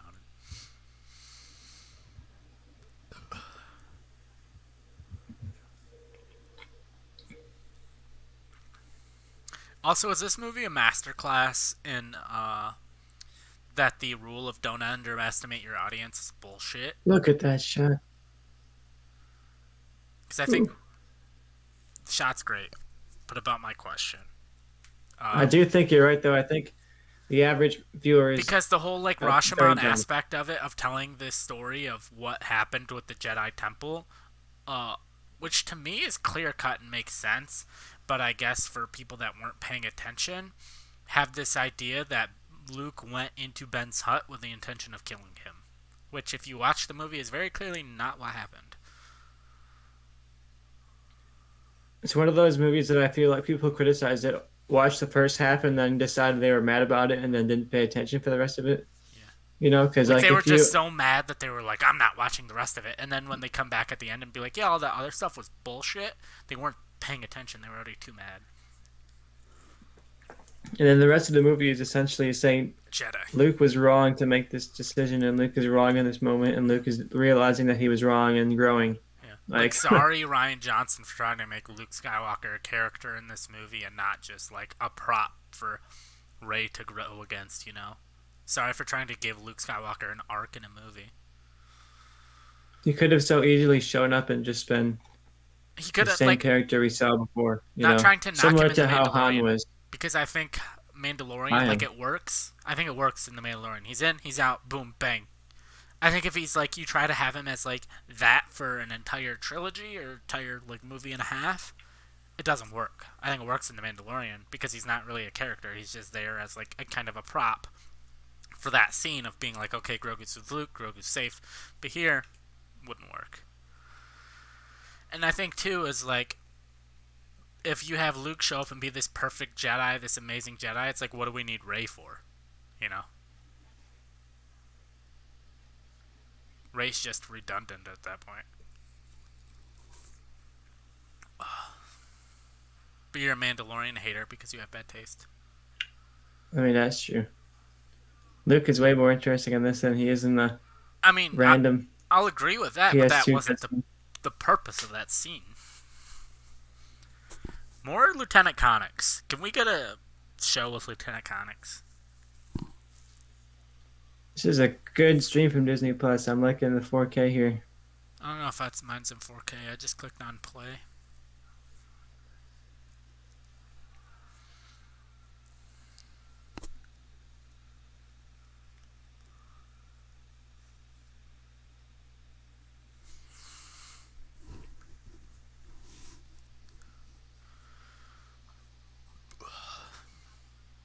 I like that they just have this app on their watch that's like the fuel of the ship Yeah. counting down in case they need it. Yeah. I mean, I could see it be as like, okay, when they're on the ship, they know how long they have until the fuel runs out, and they just set an alarm on their clock for like, okay, you know, when they're on the ship, they're like, okay, we have 22 hours of fuel left, so they set their clock for 22 hours. I don't know if it necessarily has to track the actual fuel on the ship. I still like all of the theories when they were like Benicio del Toro's been cast. They're like, oh, is he gonna be like the guy above Snoke? Is he gonna be, you know, another apprentice? Like, oh, what's he gonna be? Nah, he's just some weird fucking Just some dude. yeah, just a guy whose name we don't actually ever know. They just call him DJ behind the scenes because his whole motto is don't join. First order.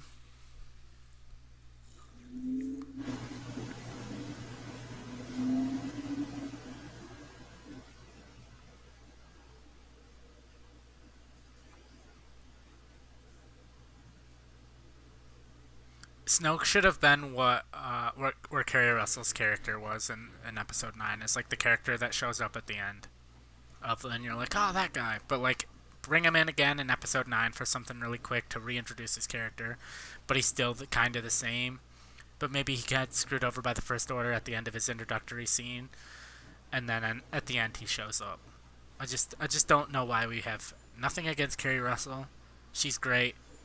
Just don't think we needed that character. But we can talk about that when we get to episode 9.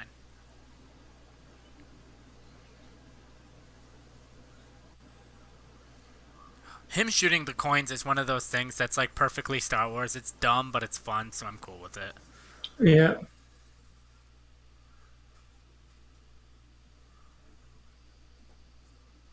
Blowing the smoke. Oh, great.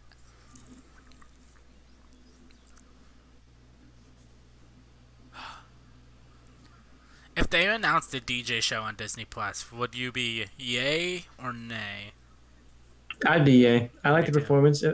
Assuming they're bringing back Benicio del Toro, but Yeah. yeah, I Oh like the yeah. If it's performance. I like, think hey, it we're would be bringing fun a to see young more of it. DJ show starring Finn Wolfhard, that's a big nay. Nothing against Finn Yeah, it's a Wolfhard, big but day.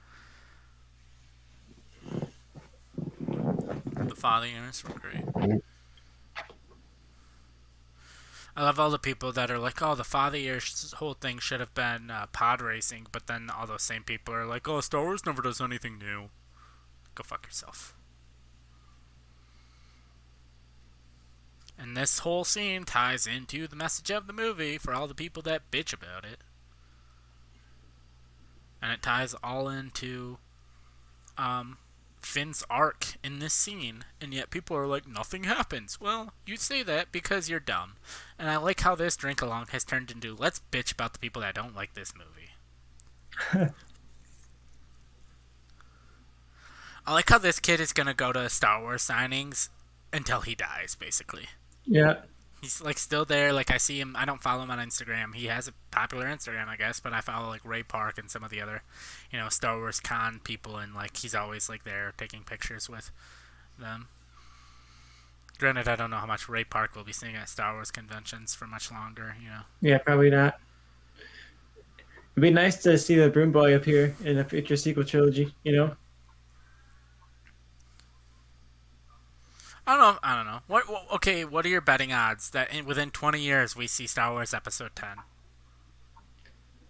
Within 20 years, I think we see it. See, I just don't know if they give us an episode 10 as much as they give us like a direct sequel with a different name, you know?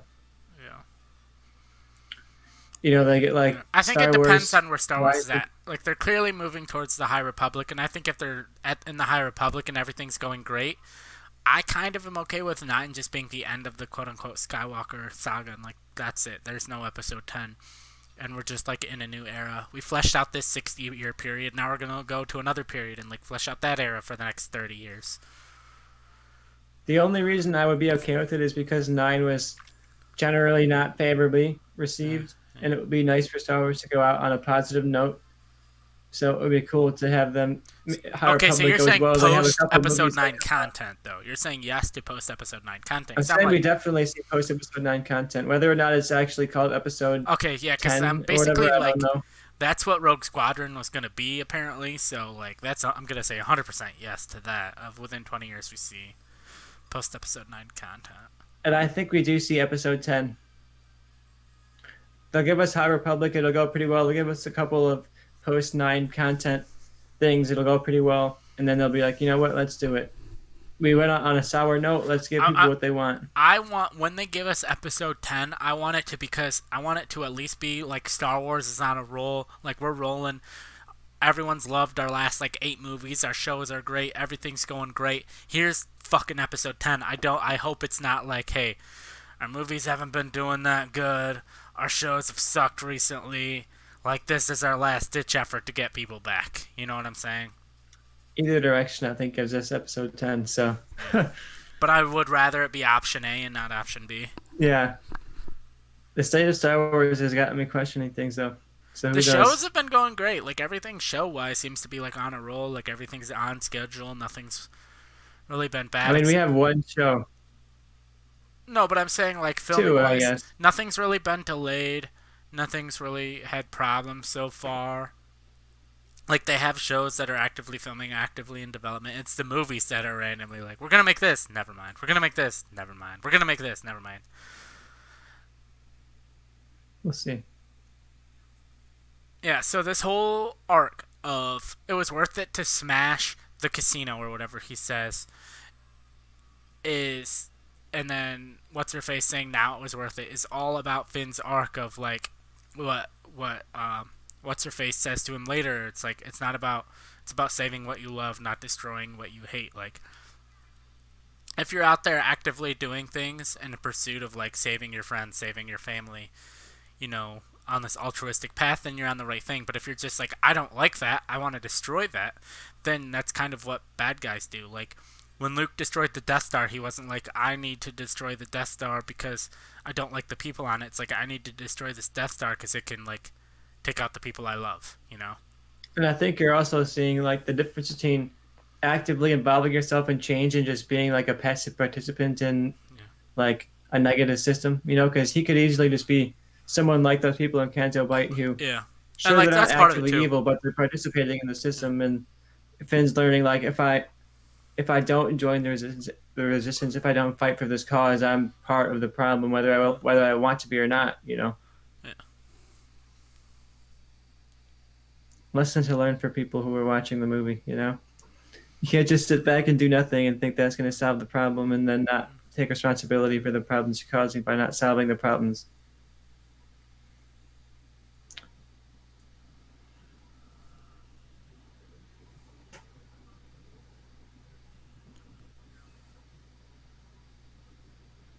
Here we go.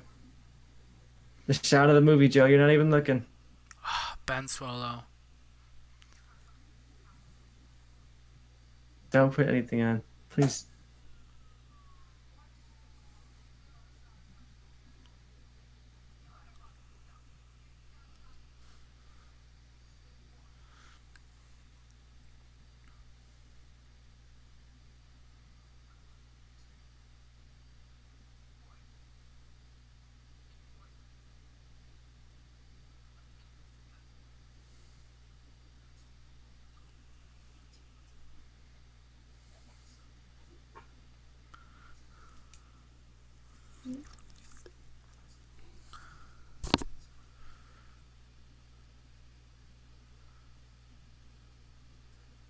But she doesn't need a family because she's independent and Uh, doesn't need to find a her family in whole some arc random is other people. her whole arc is about finding her place and finding her family. What are you talking about? She's like, I need someone to show me my place in all of this, was like the big trailer line. But she doesn't. That's the arc of the movie. She doesn't need someone to show her her place. She already knows her place. Exactly. It's So about why her does she need to finding be her part place. of some other family in the next movie? She already finds her place by the end We've of this had movie. this conversation. Her. Oh my god. This lesson of this movie was it's not about where you come from. You find your own place. Oh, your parents are nobody. You cool with that? You learn your lesson? You okay with that? Next movie, hey, you know how you thought your parents were nobody and you thought that you could determine your own destiny? Well, your family is actually like the most evil motherfucker that's ever evil motherfuckered. You still cool with that But that's lesson? also not true. Like her family is not evil. Her, Palpatine is, but her parents were perfectly fine, good people. but she's descendant from evil. She's descendant from the evil, like the embodiment of But I evil. never got that sense that she was the embodiment of evil when her parents were perfectly fine people. Like, if her parents were just as bad as Palpatine, I'd be like, oh, does she feel like she can't break that cycle? But like, the cycle was already But they broken. weren't like We'll talk force about that people. in the next movie, though. All right.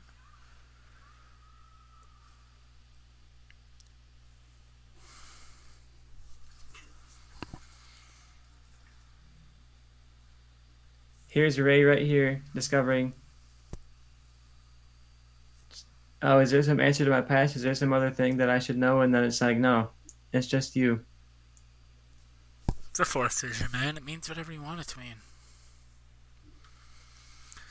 And now it means nothing. It also means, like, look at all of the multiples of Rey. Maybe it means, you know, what multiples are? Clones. Maybe it's like you're a descendant of clone.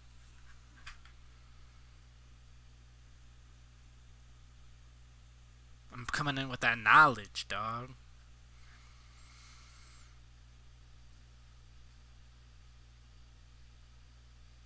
Because that was like the number one thing people thought when they saw this was like, wait, all these multiples, does that mean Rey's a clone? Is there going to be like a bunch of Reys in the next movie? It's like, well, no, she's just descendant of clones. Or a strand cast, I guess, which is just another way of saying Palpatine didn't fuck. Very important.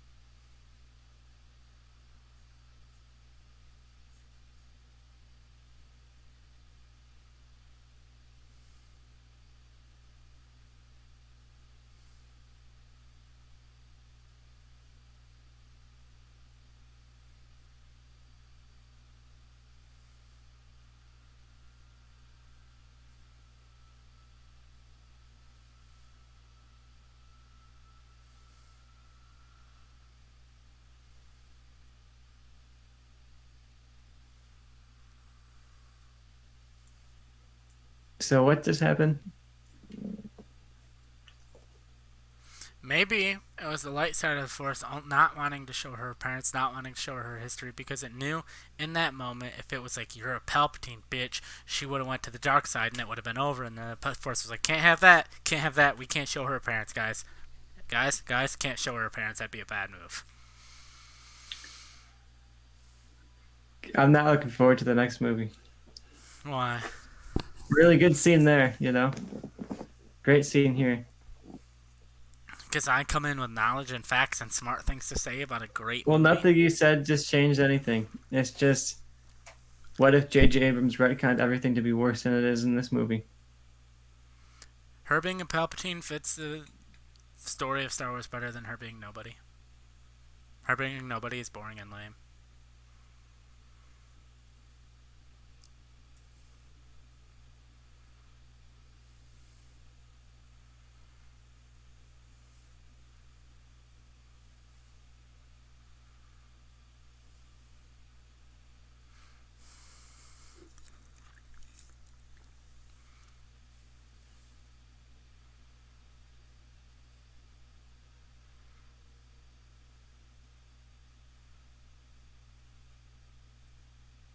Someone needs to get Kylo Ren some chapstick.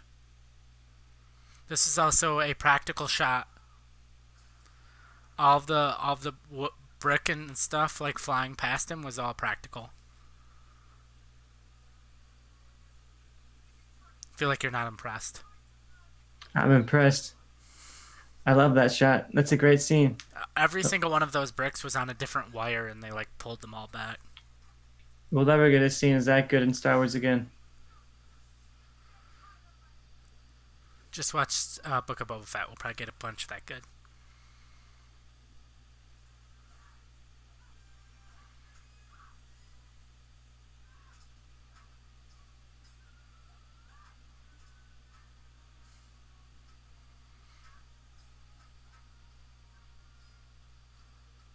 Nice, the Palpatine in her coming out. Yeah. It's a little reverse shot. Instead of a Skywalker standing over a Palpatine with a saber, like in Revenge of the Sith, it's now Palpatine standing over Skywalker.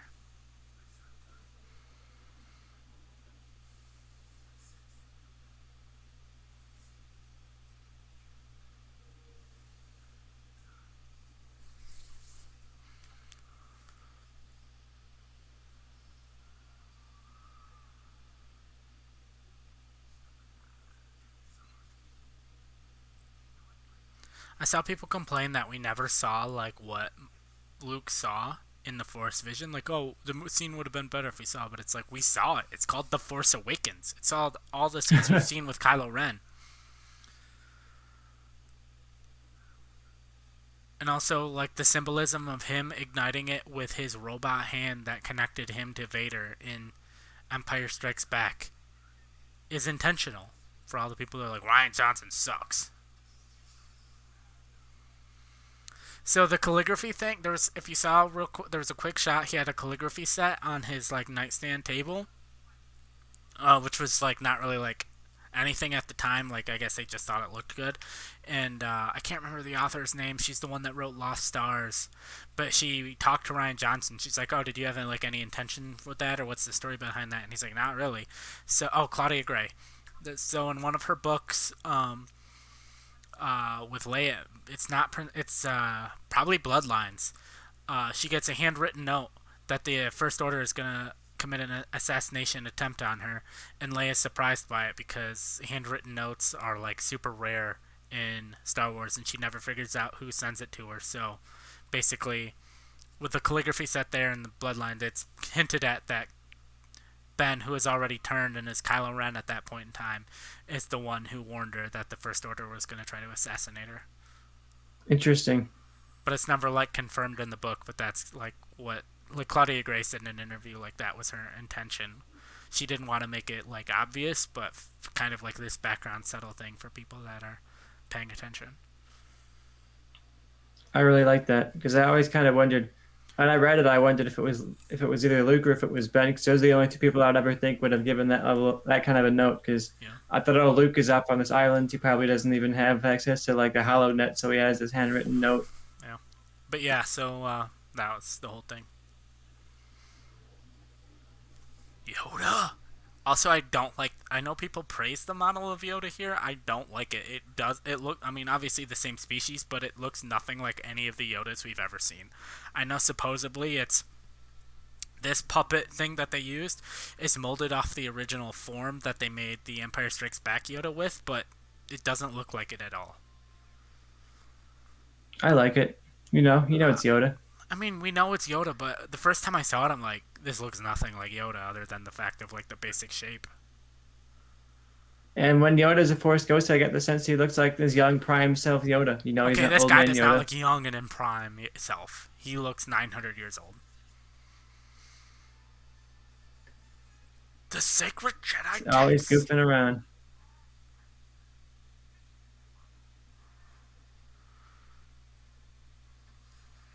Should have been Hayden. Mm.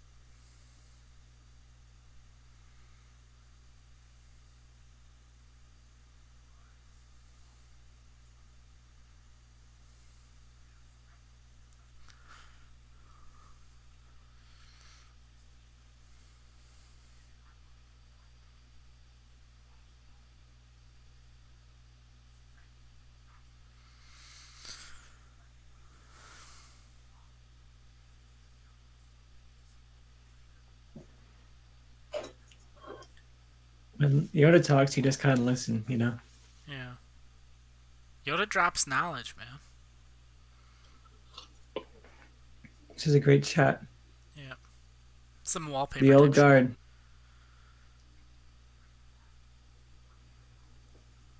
A great line too. Yeah. We are what we grow beyond, and I think he's talking even about like the old of Star Wars, and Star Wars needs to move forward itself, and it doesn't, of course, but it's this moment of like Well, personally, it's like he's Yoda does talking. connect it to the prequels. You have that prequel connective tissue too. So it feels Yeah. like all of it kind of handing the torch forward. You had Luke, or you had Yoda in um, the Clone Wars, which was basically the original trilogy or the prequel trilogy, sorry, that was essentially leading an army. And then he meets Luke in Empire Strikes Back that says like war does not make one great, but also you kind of have to kick your father's ass. And then Luke kind of is like takes some of that of like war doesn't make one great, blah blah blah, and like doesn't fight his father, and it's like I'm not gonna fight you, and that's what turns his father. So essentially, he takes like a little bit of what Yoda learned, and like took it and spun it his own way, and grew beyond Yoda in that sense of like he didn't fight his father because war doesn't make one great. And so he's kind of like Luke grew beyond me, and Rey's gonna grow beyond Luke, and that's just how the world works.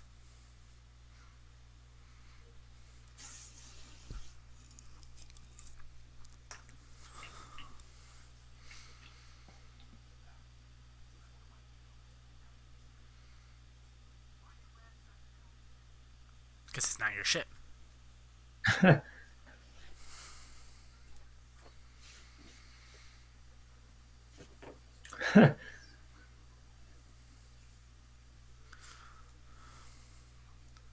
Good, bad guys.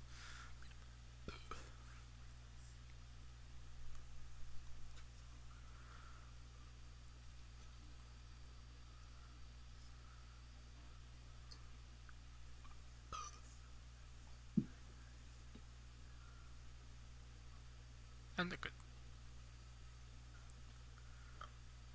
I remember at one point I thought Benicio del Toro was going to be Ezra Bridger. He could pull that part off, especially like a Ezra who's lost his way type of Ezra. You know, like Yeah. this could almost be an Ezra Bridger. He even Didn't has go the well for him scars after on the Rebels. side of his face too, like Ezra. I think it's on the wrong side, but he has the two scars like going down.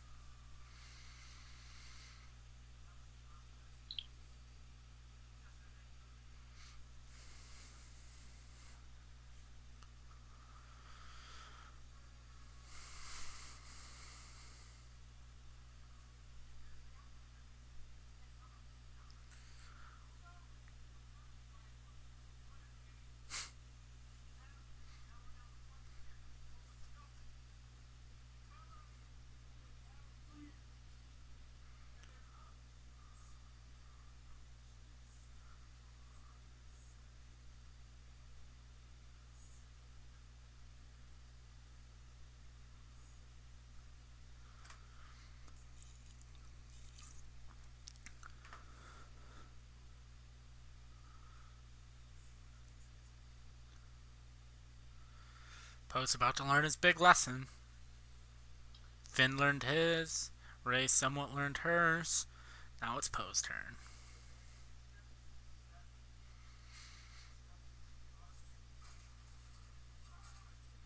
Now he's throwing this big fit. Yeah.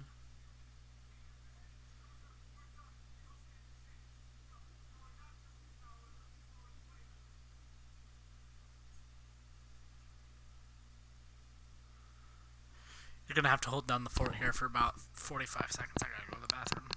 I'm gonna hold the fort down. You got it. We're at that classic point in the story now where everything is coincidentally hitting the high point of trauma at the exact same time, you know? Fit in the ship, tension with Haldo at the peak. DJ, Finn, Rose trying to get out in time. Rey's abandoning Luke, hunting down her man, Kylo Ren. We're about to get the throne room sequence, one of the best sequences in Star Wars, and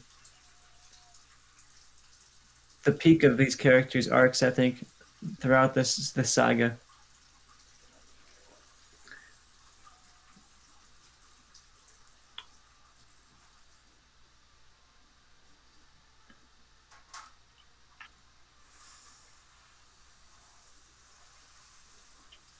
Rey feels like Luke, her master, failed her, you know, and she's trying to find yet somebody else to identify with as her leader, and eventually going to realize, of course, she doesn't need one. Miss anything big? Nope, I was just talking about how we're in that classic story moment where everything kind of reaches the peak drama at the exact same time. You Yeah. know, like Poe in his conflict with Haldo is hitting that peak tension at the same time that Finn and Rose are trying to get out. Now Rey is facing off with Kylo Ren and Snoke.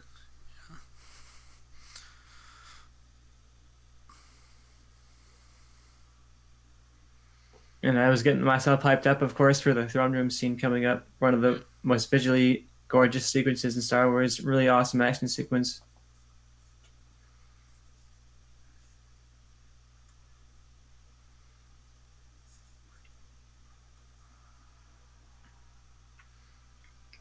I will say the Canto Bite stuff is aging better because it's not nearly as prominent as you remember it being. I think like the first time I watched it, I was like, man, there's like 40 minutes of this movie at this Canto Bite, but not really. No, it's literally like 5 to 10 minutes at most.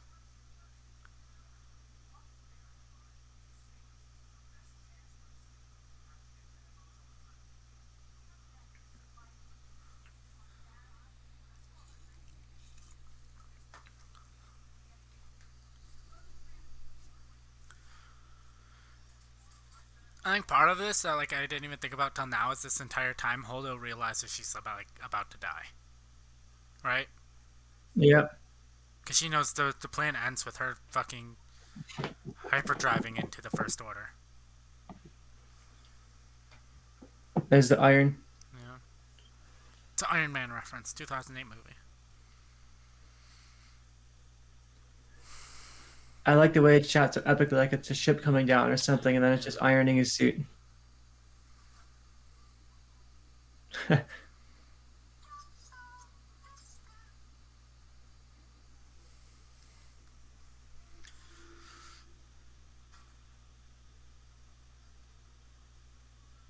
BB-8 but evil. Yeah, BB Hate is what his nickname was on set. In the movie, he's BB9E, for anyone that doesn't have their closed captions on. BB-9 evil. I think that's what it is. Yeah. You go one step above, one model above BB-8, and you're pure evil. Yeah. Imagine BB10, bro. That's like Oh Palpatine God, level. I know.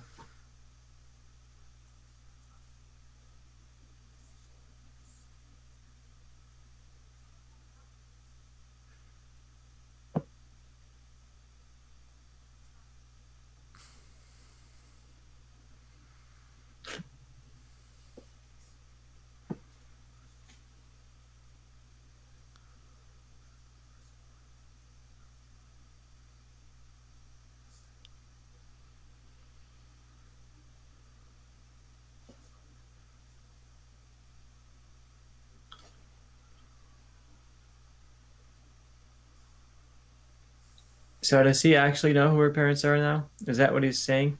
No, because remember in episode 9, Palpatine tells him, and he's like, oh shit, I didn't know that. I think it's more just like, yeah, your parents are fucking nobody, and I'm going to use that to manipulate you.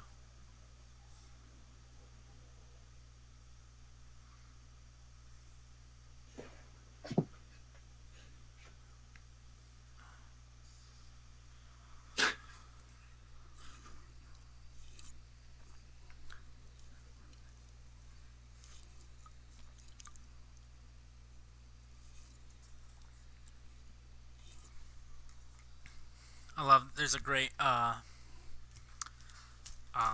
to the Future 2 reference here. A lot of Back to the Future 2 references and 2 references in Star Wars. Really only Solo in this movie, but The two best ones, right? yeah. Yeah. Solo's the best Star Wars movie, and this is number 2. Hold it down. I'm grabbing a drink before we get to the peak of Star Wars. Alright, I will.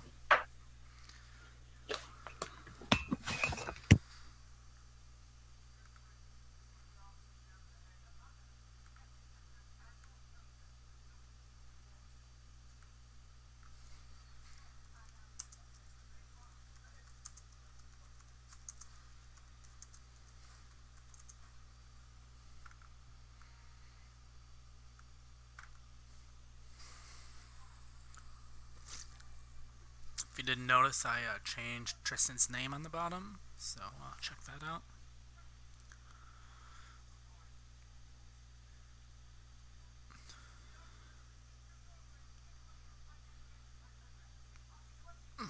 Hey, hey, you! You didn't miss anything.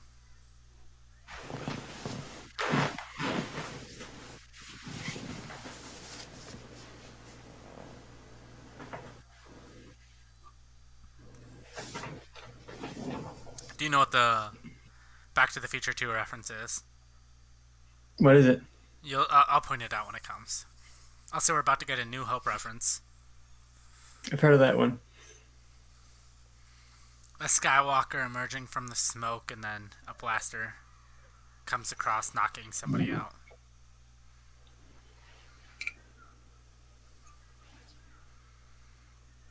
Basically, this. Not this.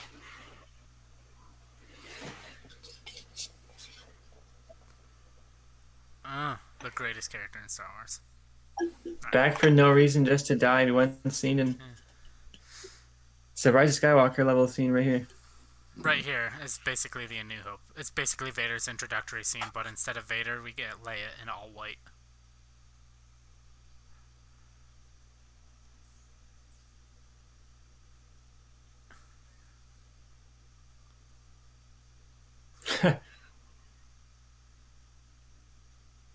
Lieutenant Conquest like, Mom, what the fuck?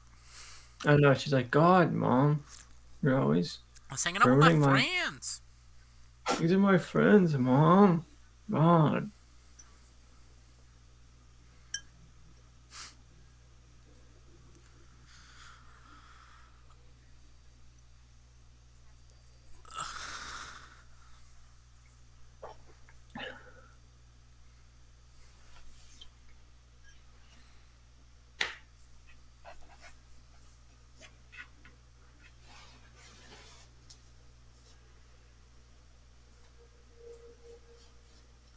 You get this sense of history between them that is just not present on the screen. I'm okay with it. Like, 30 years have passed and all that. And like you said, this would have worked so much with just a single scene added to The Force Awakens where you get their history there. Yeah. That they were like political rivals, and then this is kind of a moment where they're like, sure, we're political rivals, but ultimately we see that we have the same goals for the galaxy, and we can get along in that regard. Well, they're like childhood friends because they were in, like, basically the Star Wars version of Model UN together when they were teenagers. Right? That was in, I like, believe so. Leia, Princess of Alderaan or whatever. You have the spirit of a true Jedi. What if they had, like, Larry the Cable Guy voice Snoke? That would have been fun. Rise and light to meet it. Balance. We haven't done this. We did this a few times during The Force Awakens, but our current timestamp is 1 hour, 37 minutes, and 38 seconds, 39 seconds, 40 seconds.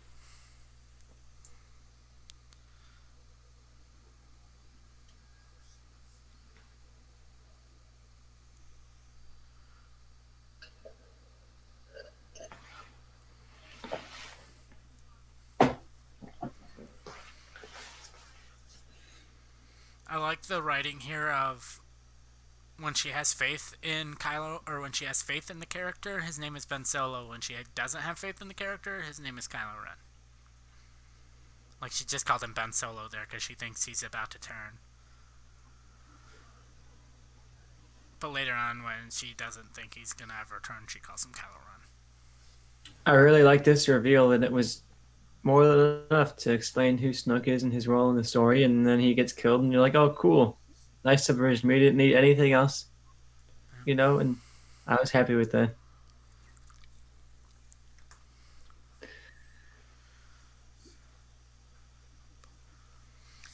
I think the line "I created Snoke" is what just makes the more confusion. If he was just like Snoke was a pawn or something, that just like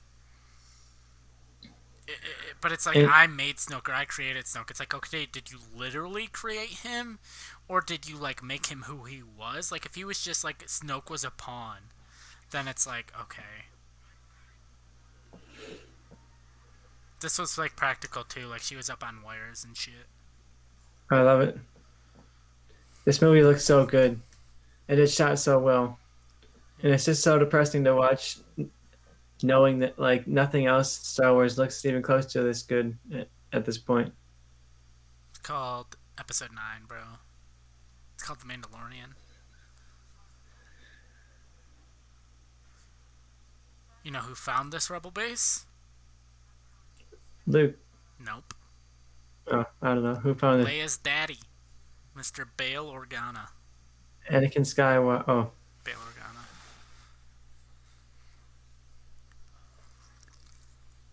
There's a lot of drinking. We were supposed to do way more drinking, but I ain't been I paying haven't been attention. paying. I've been too engaged. You know, ripping open the Atomic Pumpkin. Oh yeah. One of my favorite the pumpkin flavored drinks. I think it's a mass produced one. Pumpkin with a bit of spice. Atomic. It's very Star Wars. Rebels.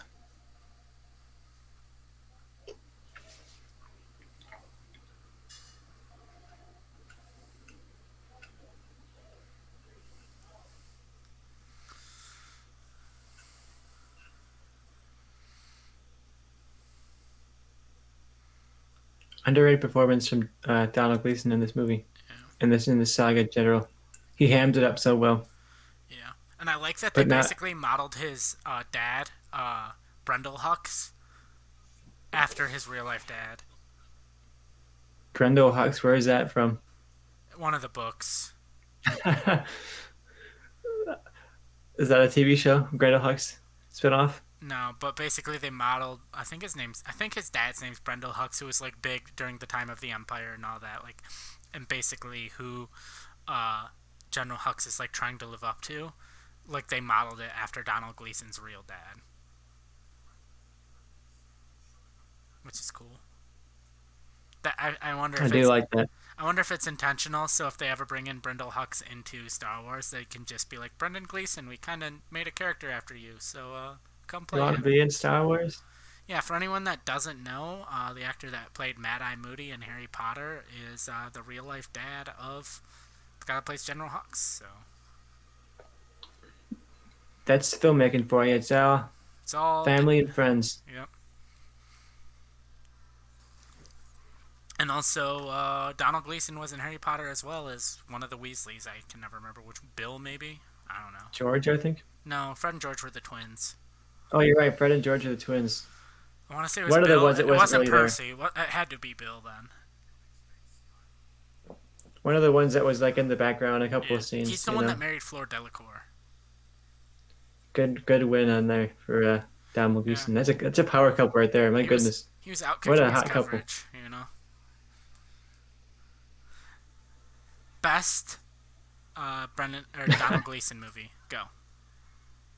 It's got to be Ex Machina. He's Yeah, that's great kind of in where I that. was leaning. About Time, really all good as well. His Black Mirror episode was good as well. Where he basically played like the 3D printed human. All is lost. You have the spirit of a true Jedi. The spirit of a true Jedi. It's a lot of Jedi talk. And it's just like how powerful he is. Like he gives no fucks. And just like watching it spin, you're seeing the wheels turn in Kylo Ren's head. He's like, "Oh, this is it." Yeah, To quote the great film Uncut Gems, Kylo Ren's like, "This is me. This is how I win."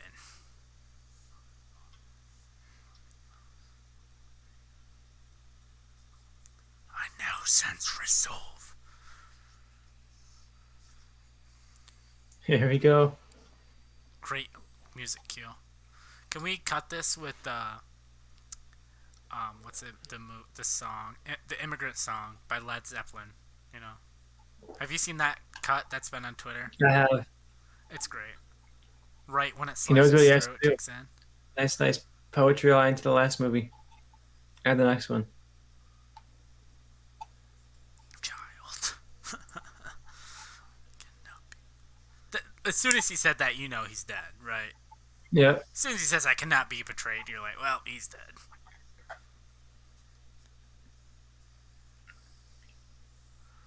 That's him turning this way.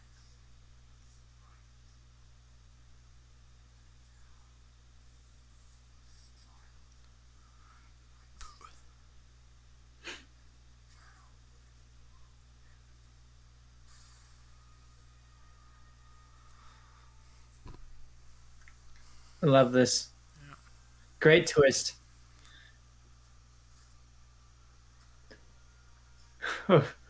And the music here right there, my goodness. The This Force. is the peak. This is it.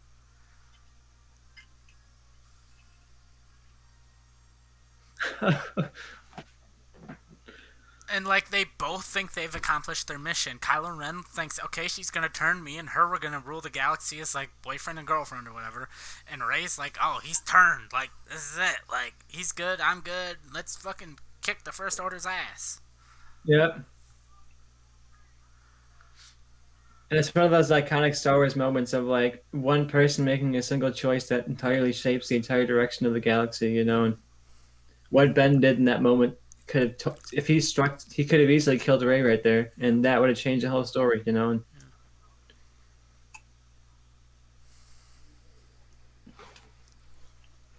Maybe. And this movie is very much about like the ambiguity of some of these choices and the fact Yeah. that like he's making the right choice, but also for the wrong reasons. Yeah. And I love these guards. I love the design. I love all the unique Mm. weapons.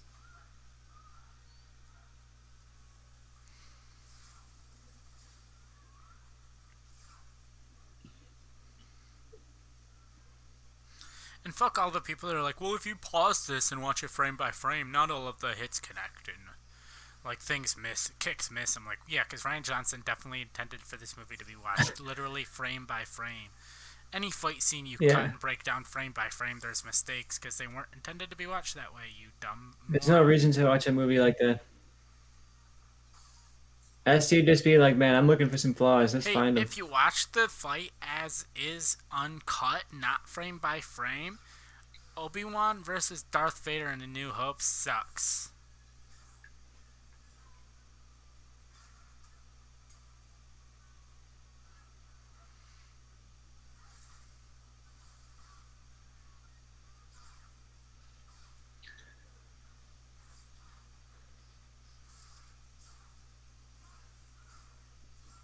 Adam Driver is too good for these movies sometimes, man. Sometimes.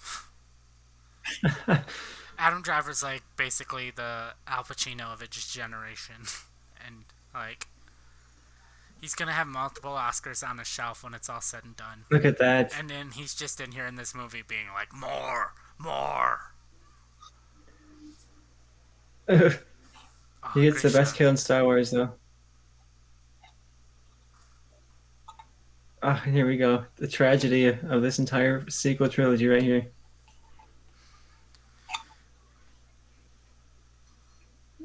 No, this ain't how this goes, lady. This I'm isn't going to mad. end how you think. Yeah.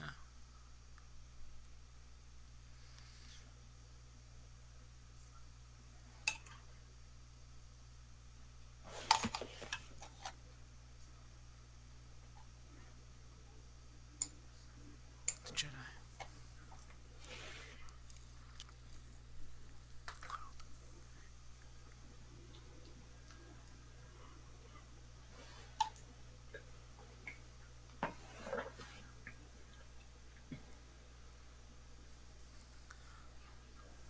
Hold it on. Let go.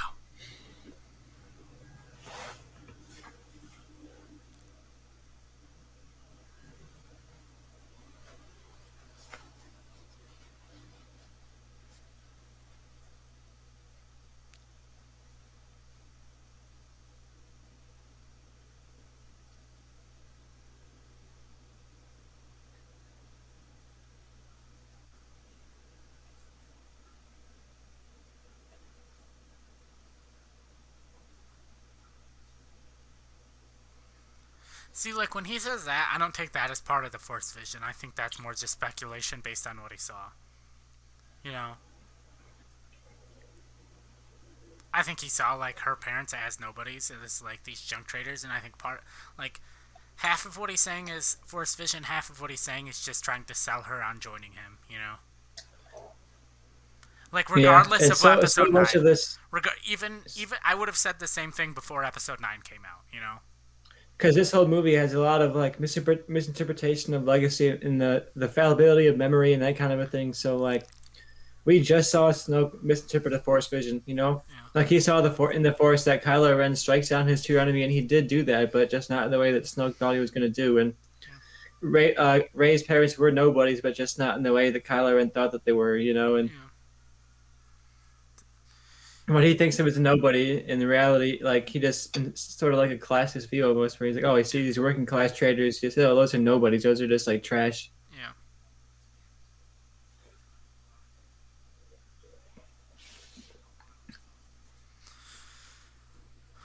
And one of the things too, like when Kylo Ren killed like the big bad of this kind of. I mean, you could argue Kylo Ren's maybe the big bad, but like Kylo Ren killed Snoke, and it's like as his true enemy. Like when that happens, you have to know, and like the whole thing of like, oh, you kill your dad and it split you to the bone. Like just understanding the language of Star Wars and what Star Wars is, and the themes and the messages and the myths, you have to know. Like by Episode 9, he's turning good. Like all the people that are like, oh, he's gonna turn bad. It's like okay, so then Han Solo dies for nothing. When people are like, oh, well, he killed Han Solo, so he has to, he shouldn't be able to turn good. It's like, well, if Han Solo was a real person, he would still want Ben to turn good regardless of if he killed Han or not. He wouldn't want his son to die like a bad person, you know?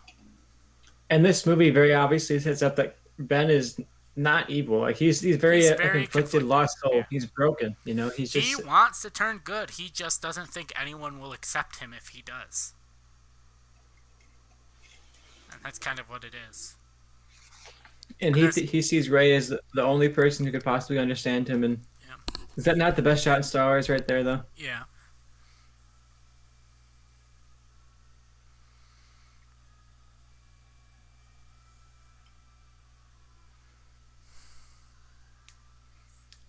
Order 66. Oh, wrong movie.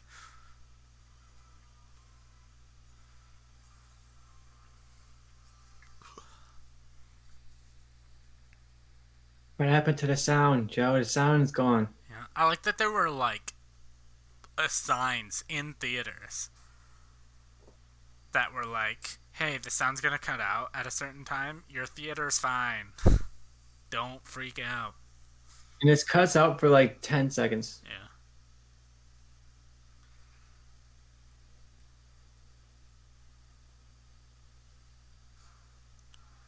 Did I miss it? Did I miss? Oh no, we're getting the Back to the Future 2 shot. I do think this is the worst part of the movie right here. Like Finn and Rose are just like conveniently alive, and everybody else around them is just dead. And like They have the the greatest armor of all. Plot armor. Okay. and the timing of that shot is just like too convenient, even for Star Wars. I'm like, really, they're like seconds away from getting their heads cut off, Yeah, and but it's the BB-8 Holdo's been protecting dead them. like right now. Yeah, but No, it's. not this, but like Holdo when Holdo boosts through the Oh yeah, yeah, ship, yeah, she's out of order. She's just like doing her plan, and it's yeah, like seconds away from their death. yeah.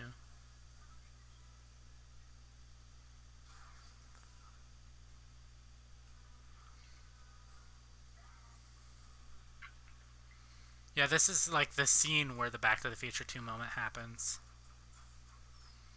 And this whole fight feels like it was just forced in because people were like, Captain Phasma didn't do enough in the last one, so we got to give her this random battle with Finn.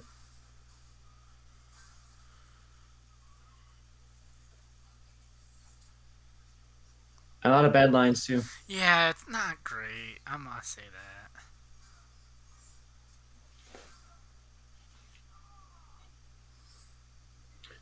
But to say that this is the worst part of the entire movie is pretty nice. Yeah.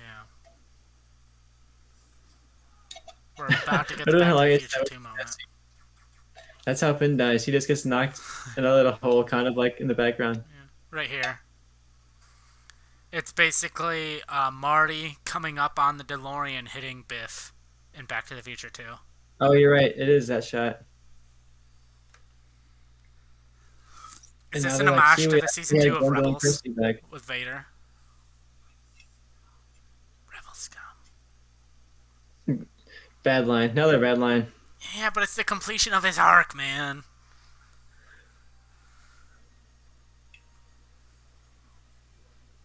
I like it. It gets me hyped. A lot of bad green screen, though. Yes. Everything else in the movie, I'm a big fan of. That one scene is not great. Not great, but we're in and out in 45 seconds. Yeah, I can blink. Bathroom break. No, That's a pay time. But it grab a gives me drink. the Rebel Scum line in the cool Back to the Future 2 moment. Oh God. I like how this is very clearly like a setup of like he's dead. He's not coming back. Yeah, he's absolutely dead. And this was an ad lib line or ad lib moment by Donald Gleason of pulling the gun out or starting to pull the blaster out was ad libbed by Donald Gleason. I think it works really well. Yeah, Perfectly fits the character. I guarantee he'd be doing that. yeah, I don't know if he'd have the guts to actually pull the trigger though. yeah, He's a very spineless character. yeah. Yeah, like people are like, oh, like Ryan Johnson undercut him in The Force Awakens because he gave like this big bombastic speech. But I think even watching The Force Awakens in the theater in 2015, I felt like that was very much like projecting, like overcompensating type of thing. Like people that are that powerful and all that don't need to be like that. They're just very like quiet and subdued, and like this is how it is. Where he was like, "We will rise and defeat the resistance," or whatever the fuck he says. I love that scene too where he turns Hux. He doesn't have to say like I'm the supreme leader now, follow me, but he has that very simple line of like "Uh, long live the supreme leader," and like Kylo sees himself as the next Snoke essentially. He's Yeah, killed Snoke and now he's taken over. yeah, And I love that setup. Where no matter where it goes, I feel like this sets up Kylo as like this unhinged leader of like this really powerful military, yeah. very unpredictable and dangerous. You have this essentially a kid with not a lot of military experience who just filled with this rage and this compensation for who he is, He's and 29. now he I has don't know if two I'd call him a military kid. power. Like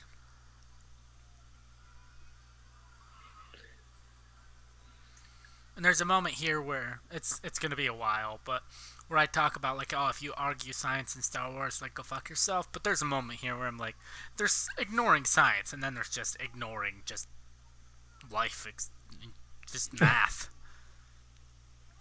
I love that Fender Rose where like they crash landed and nearly killed the entirety of the resistance in their entrance, like Yeah, a little bit faster, and they would have killed everyone. yeah. Good thing they stopped exactly when they had to.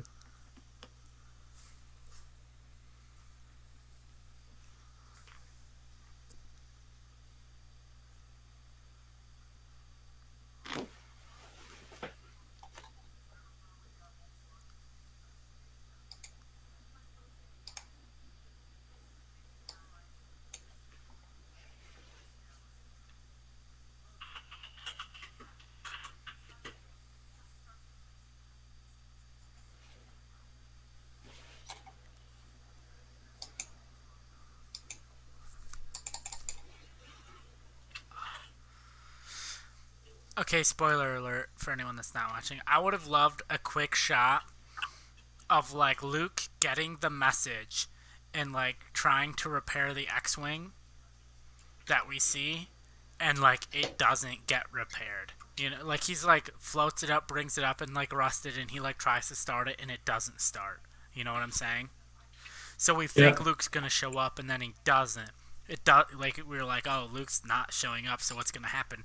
And then he does, and then we're like, wait, what the fuck? And then everything plays out the same way it did. But I would have liked that moment. Even honestly, if they didn't include it in the movie, and people may consider it a cheat, but even if they had included that in like the novelization or something. would have been cool to have Ray grab that X-wing out of the ocean and fly off. So now Luke essentially doesn't have a ship. Like Yeah. he's stuck. So you're like, oh, Luke can't come and help now. Yeah. There's a director cameo coming up. Gareth, what's that guy's name? Gareth Gareth Evans. or There Edwards. he is, Mr. Evans. I think it's Edwards. Yeah, Edwards. Yeah, Edwards. And so he also cameos in his own movie Rogue One as the guy that like pulls the lever and says launch, right? That character that you see here in this movie and the character that pulled the trigger and said launch are canonically grandson and grandfather. When you see it, when you know that it's him, it's very. I mean, like it's not even covering it up. Like if you know his face, it's very obviously him. Yeah. I'm surprised I missed it when I watched it the first time because he's like right in the frame like that. And what's his face? Director of Last Night in Soho cameos as well. Sure, you're right. Edgar Wright, yeah, Edgar Wright cameos as well later in a few minutes here, I I believe. love this. This is like obviously a clear green screen look, and I'm okay with it because like how else out of the hell are you gonna film this? You know.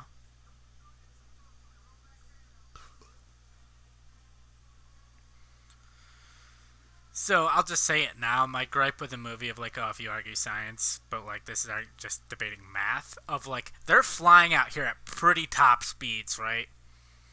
Like they're going a ways out here. It takes Finn or no, it takes Rose or whoever it is, maybe like 10 seconds to drag the other one between Finn and Rose all the way back to the base from where he Yeah, crashes. that's a big gap right there. Like that would take you hours. You would just get so tired just dragging them across the salt, and it takes them like 10 seconds. Drinking pure resistance, so I'm trying. We could have just kept that the rule, and we would have been fine. Just drink every time they say resistance.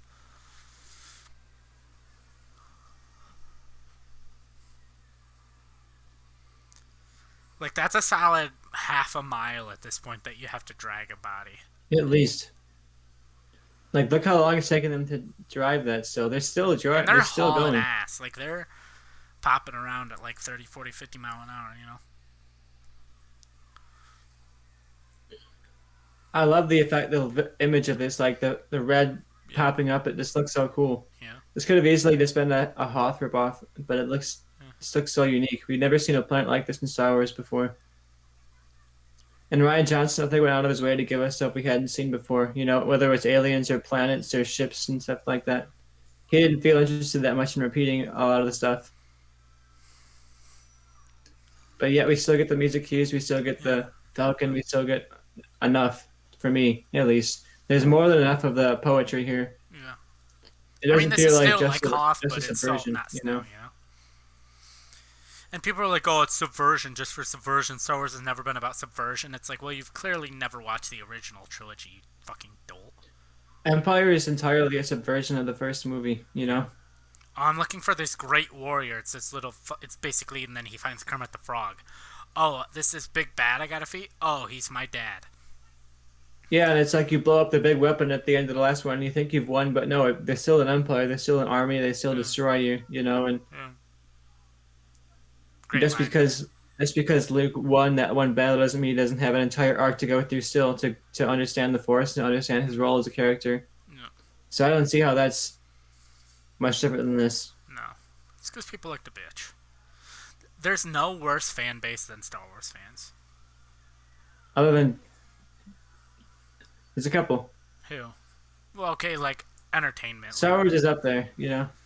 Like the fans of Hitler are worse, but like, Yeah, probably. but as far as entertainment goes, I can't think of like a worse fan group except for maybe The Travis gaming Scott fandom fans right can now. pretty much. Who? The gaming fandom can be a lot Oh yeah, sometimes. but I don't play games, so I don't really care. Not a big gamer. You talk about fandom menace, you know. It's Fandom or fan. Video games are stupid. People that play them are dumb. the only good games are Star Wars games. Red Dead Redemption is terrible. No one should play it. I don't know. I've never actually played it. I just know people praise it. I've never heard a bad thing about it, so I was like, oh, I'm gonna piss off people.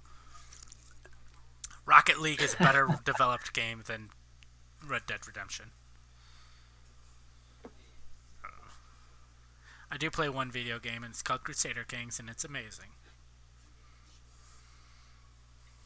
I love video games. They're one of the most engaging mediums to tell stories in. Madden is a great game, and they should always just make it how they've been making it and not change anything because it's perfect.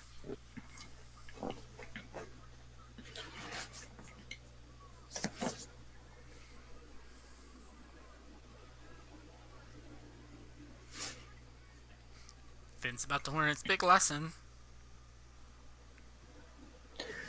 Part of me wonders, like, didn't he just learn this lesson? Like, didn't he already learn that he has to be like a part of something and not just like a No, because it's not being a part. It's like literally what Rose says, and she makes it really on the nose. But it's like he's like just like, okay, I'm part of the resistance, I got this, I'm with the resistance, but it's like more than that. Like it's about defending the resistance and not attacking the first order. Like him, like you can clearly see he's like barely moving when he gets close to it. Like he's not going to do anything. You're doing this because you want to attack the first order. You don't care about protecting everyone, because if you cared about protecting everyone, you'd realize this was like a futile effort. Like look at He's his burning ship up right by the here. time he gets there. He's not doing shit against that cannon. Yeah. He just wanted to have this grand gesture, you know? Yeah. And it ain't about that. Which was he's basically getting to the point that Poe was at the beginning of the movie.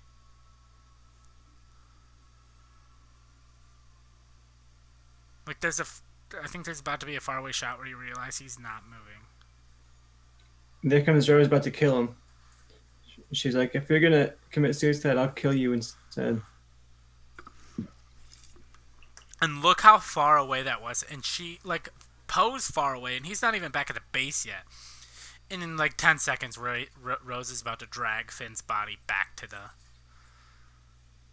Yeah, Finn's like miraculously unharmed considering he just got hit at full speed by this other ship and just completely destroyed. Well, he's a stormtrooper, man. He's You're got. right. He's strong.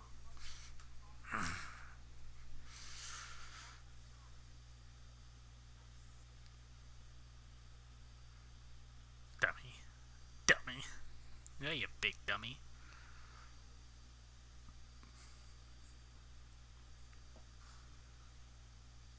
And there goes the whole resistance. They didn't save anyone.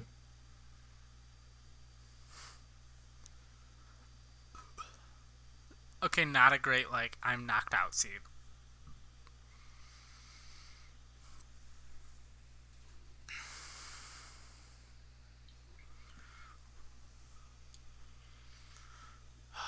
Sucks, I really have to pee, but I really don't want to miss any of this.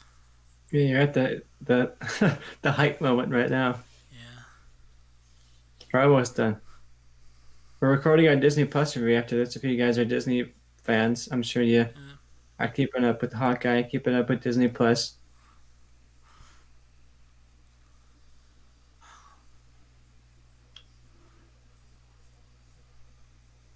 There's a big line here that people fucking whiff on every time.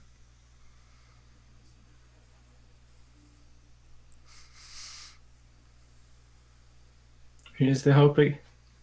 Here's Luke, Mr. Luke. If you had to the give New Luke Hope. a middle name, what would you give him?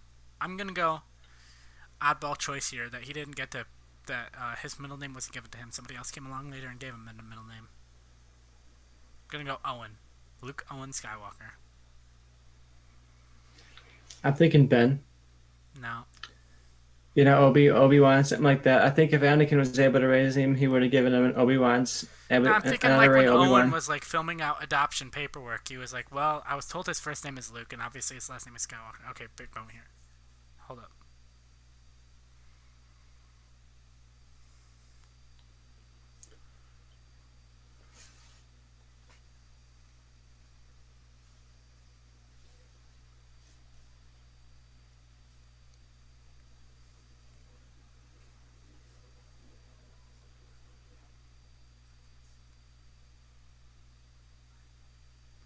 Luke says, "I can't save him." He does not say he can't be saved or he's unsavable. He says, "I can't save him." And then Leia says, "My son is gone." And Luke says, "No one's ever really gone." So for all these people that's like, why did Luke, the guy who thought there was good in Darth Vader or good in Anakin and he could be saved, why doesn't he feel the same about his nephew? He does. He also recognized he's the reason his nephew's fucking angry as shit. It's the reason Obi-Wan couldn't save Vader. It's the reason Luke couldn't save Ben. End of rant. I thought Luke didn't physically exist. How is he hugging and kissing his sister right now? I don't understand. He's a metaphysical representation, bro. God.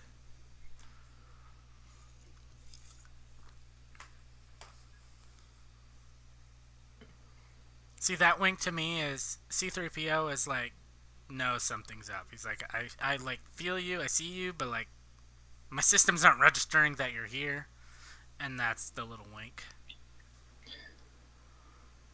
I'm not. Carrie Fisher had already died by the time this movie came out, had she? Yeah, it was Or like she died in like, no, No, she died early. Like she died like January of 2016, and this came out like December, right? Yeah, 'cause I remember that hitting really hard, that scene with Luke and Leia, and the way they talked about no one ever Yeah. being gone. And Yeah, I'm she glad died you were like. here in the end, and those kind of lines that were haunting to see it now at this point. I'm looking it up, but I like swear it was like January. Look at that. Another wallpaper wore the shot. Oh no, yeah, she died December of 2016, so she died like a year before the movie came out. Every gun we have to fire on them. Kylo Ren's mad. Nike, just do it.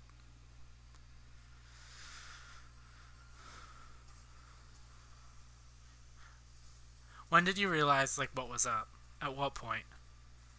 It was not until after these guns had finished shooting. See, I had read the leaks because I was a big leak reader at the time, still am. And as soon as that first blaster hit, is when I knew like okay, the leaks are real. That he teleported himself. Because of course I knew this Luke isn't dead. Like this is not the death of Luke. So something is up at this point, but I don't know what, But what if it you was? What know. if the dust settled and he was just gone and that was it? And they're like, we killed him. We killed Luke Skywalker. R.I.P. Luke. It would have been interesting. Talk about subversion of expectations and Yeah. taking your heroes and saying, "Oh, demythologizing them," or whatever you want to say.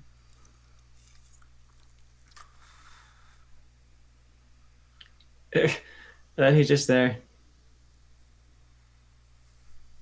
I was wondering if he had some kind of like force shield or something he was doing. You know.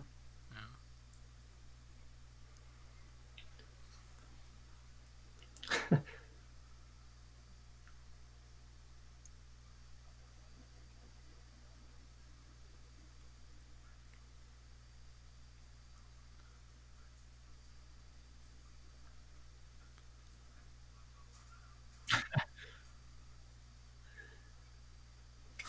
I like that fucking pilot guy that's like, yep, got it. Don't want that He's to like, happen to me. yep. He's like, I know exactly where the power is in this relationship. I kind of got that. I kind of buy that Ray would have dragged Finn in this time. You know, we've gotten a lot of standing off, a lot of epic, walking.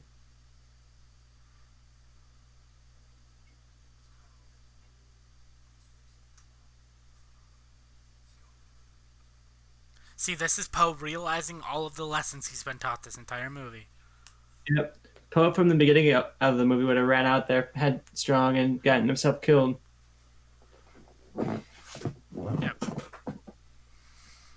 And this is Kylo Ren, the villain of the movie, not learning anything, which is right. Because like, if he had stopped and like paid attention, but he's so burned on destroying Luke that he doesn't realize. Like, wait a minute, that's the saber we just destroyed like 30 minutes ago.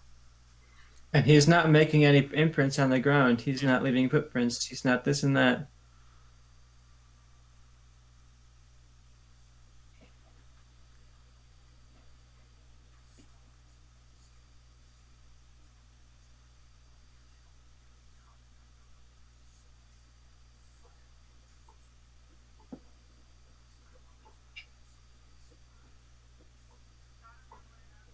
And that's Poe basically quoting exactly what Admiral Holdo said to him.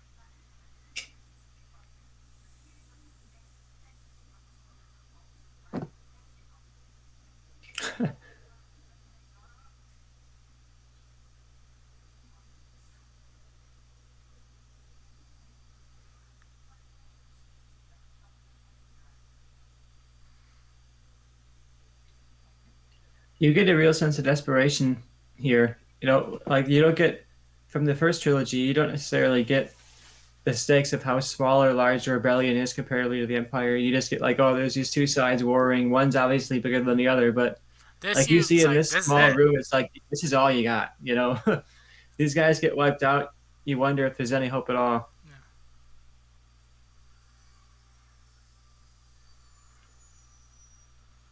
And Ray's making a similar choice that in this movie that Luke made in Empire, where he put away his training to make this headstrong choice to save his friends. Yep. So Luke, I think, learns in the end, like, hey, I can't be mad at Ray for this because Yep. I did that too, you know. Yeah. She's all on the same path as me.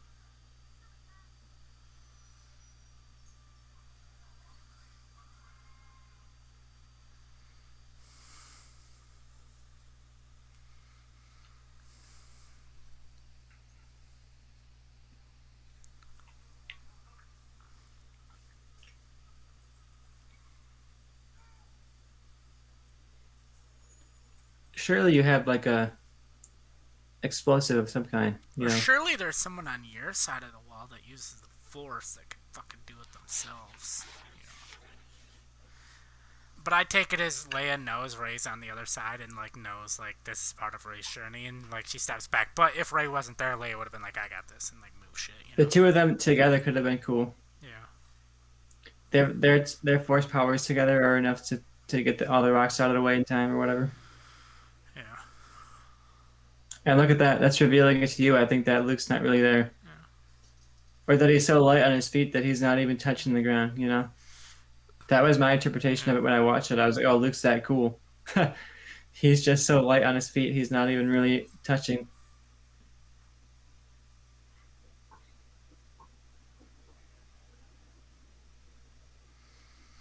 I don't understand certain people in this world, aka Christian Harloff, who think like Luke shouldn't have died here. Like, how do you tee up the perfect death for Luke and are like, never mind, let's not do that?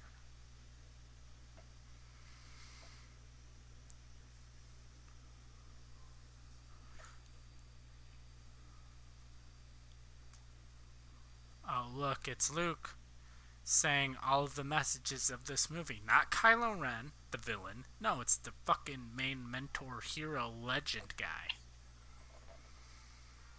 Saying, like, all of the myths of Star Wars are real. Like, all of the messages, all of the themes, all of that is true. All of that is accurate.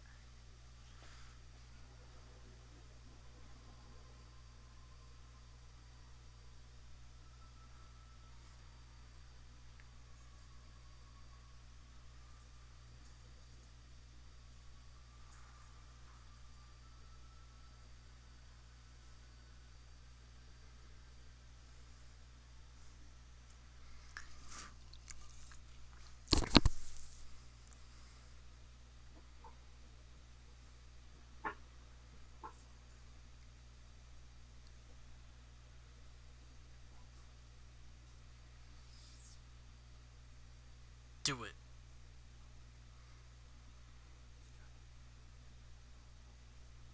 Just like your daddy.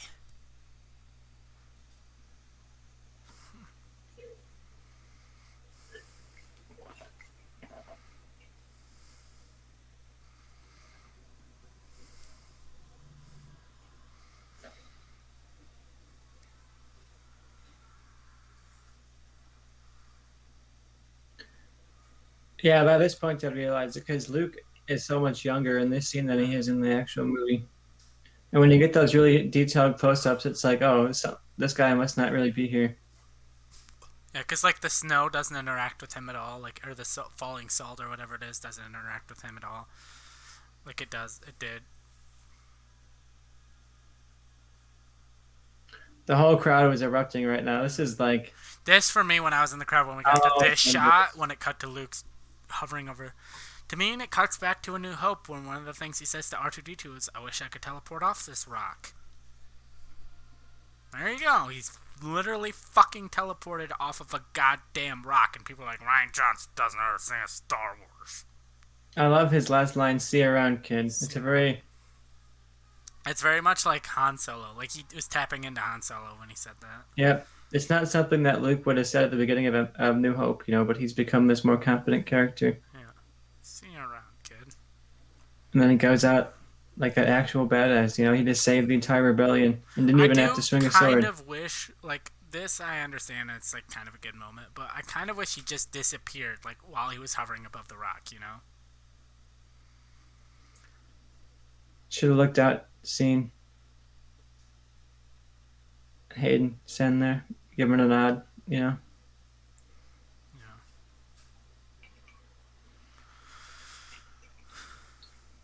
But I really like this final moment here. Yeah. Looking out at the sunset, just like he began.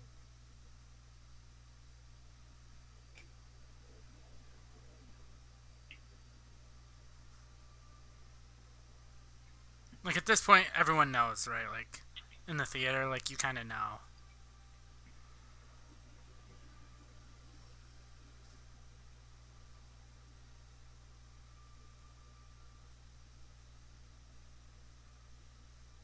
Peace and purpose, man. Peace and purpose.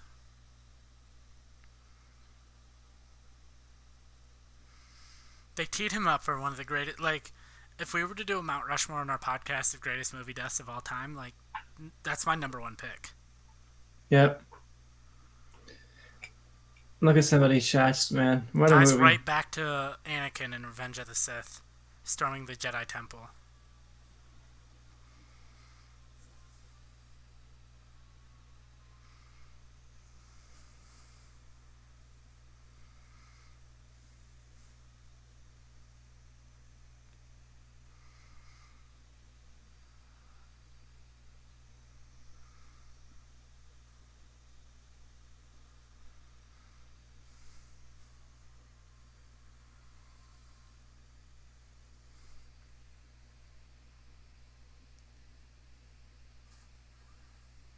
And this tees them up for this perfect villain hero dynamic.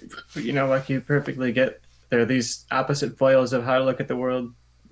And Kylo is this unhinged leader set on revenge above all things. And Yep.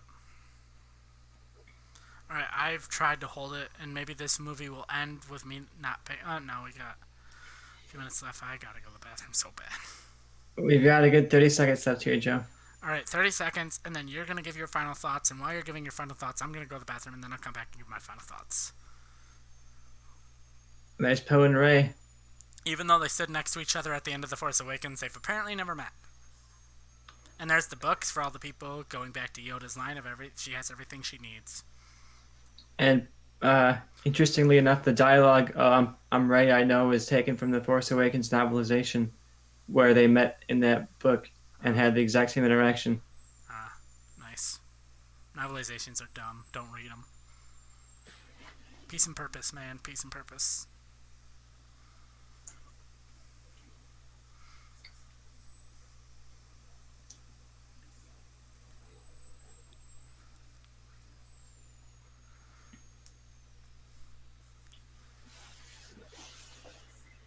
Hey, I've done it once, bitch. I can do it again. And she's like, all we really need is hope. It's something to believe in, and Luke gave that to them in that last moment. And now we're gonna see the All Broom right, we Boy. get Broom Boy. I get it. I've You seen know, it. we, You watch Broom Boy and uh, give your final thoughts, and I'll come back and give mine. this is what the whole movie is about. It's about sparking change and sparking hope, not just in the main characters, but across the entire galaxy. And people are like, "Oh, Broom Boy, who's that? Who's this random person?" And that's the entire point of the sequence. It's that rebellion is never about just winning the war. It's about inspiring hope in people who don't have any hope, and giving someone like that, this random person on the universe who otherwise would have nothing to believe in, something to believe in, a reason to look up to the sky and think the world's going to get better.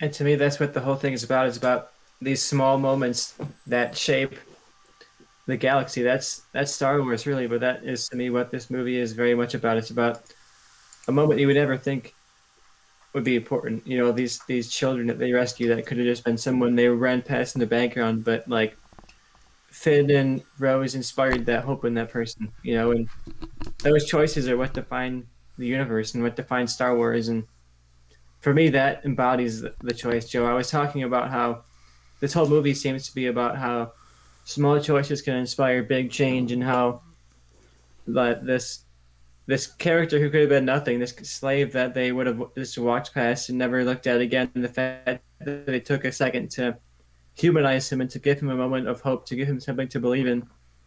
And then in that last shot, he's able to like look up to the sky and for once believe that something good is going to come and help him. Mm-hmm. And I love that final shot, and I think it embodies so much of not just this movie, but of Star Wars, and that the rebellion was never just about winning a a war, but it was about inspiring hope and change in people. And the difference between Rey choosing hope and choosing the to believe in something good, to believe that people can change. And I think Kylo Ren, he doesn't have the hope that he can change. He thinks his fate is set. That's all he's got. And he like in this point, he's not just choosing the dark side. He's choosing a path without hope, a path that he can't improve himself, and that there's no changing the state of the galaxy or changing the state of himself. There's just the way it is, And Broom Boy proves that wrong. Broom Boy shows, it's not the way that it is not the way it has to always be. Yep. And then we get a Carrie Fisher, another memory. Yeah, one of the things, I think part of this movie, like I've said throughout, is it was challenging the ideas of Star Wars only to reaffirm them at the end. Especially with the whole Broom Boy thing. One of the things to connect all of the three movies together that I would have liked to have seen is they're on the Millennium Falcon, and obviously the Millennium Falcon has to land somewhere. It lands, and we see basically that it lands, and as it lands, we see that story of those two kids talking to each other, telling the story of Luke Skywalker. The story is spreading. And then they land, and they see through the HoloNet a speech by Mr. Sheev Palpatine, where he basically, we have okay, things are dark, but we have hope. And then we see a speech, everyone's like, what the hell's going on? Like, why is everyone getting this message? And it's Sheev Palpatine basically being like, I'm back, bitches. The First Order, Snoke is gone, but it doesn't matter because I'm in charge.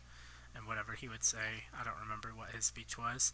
And then that's the big cliffhanger mic drop moment is Palpatine's back.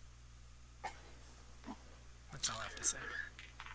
Yeah, overall, I had a great time watching this. It's been a little bit since I've watched this one, but this is one that I've watched a few times, and every time I watch it, it just gets better. So it was a fun watch along for sure.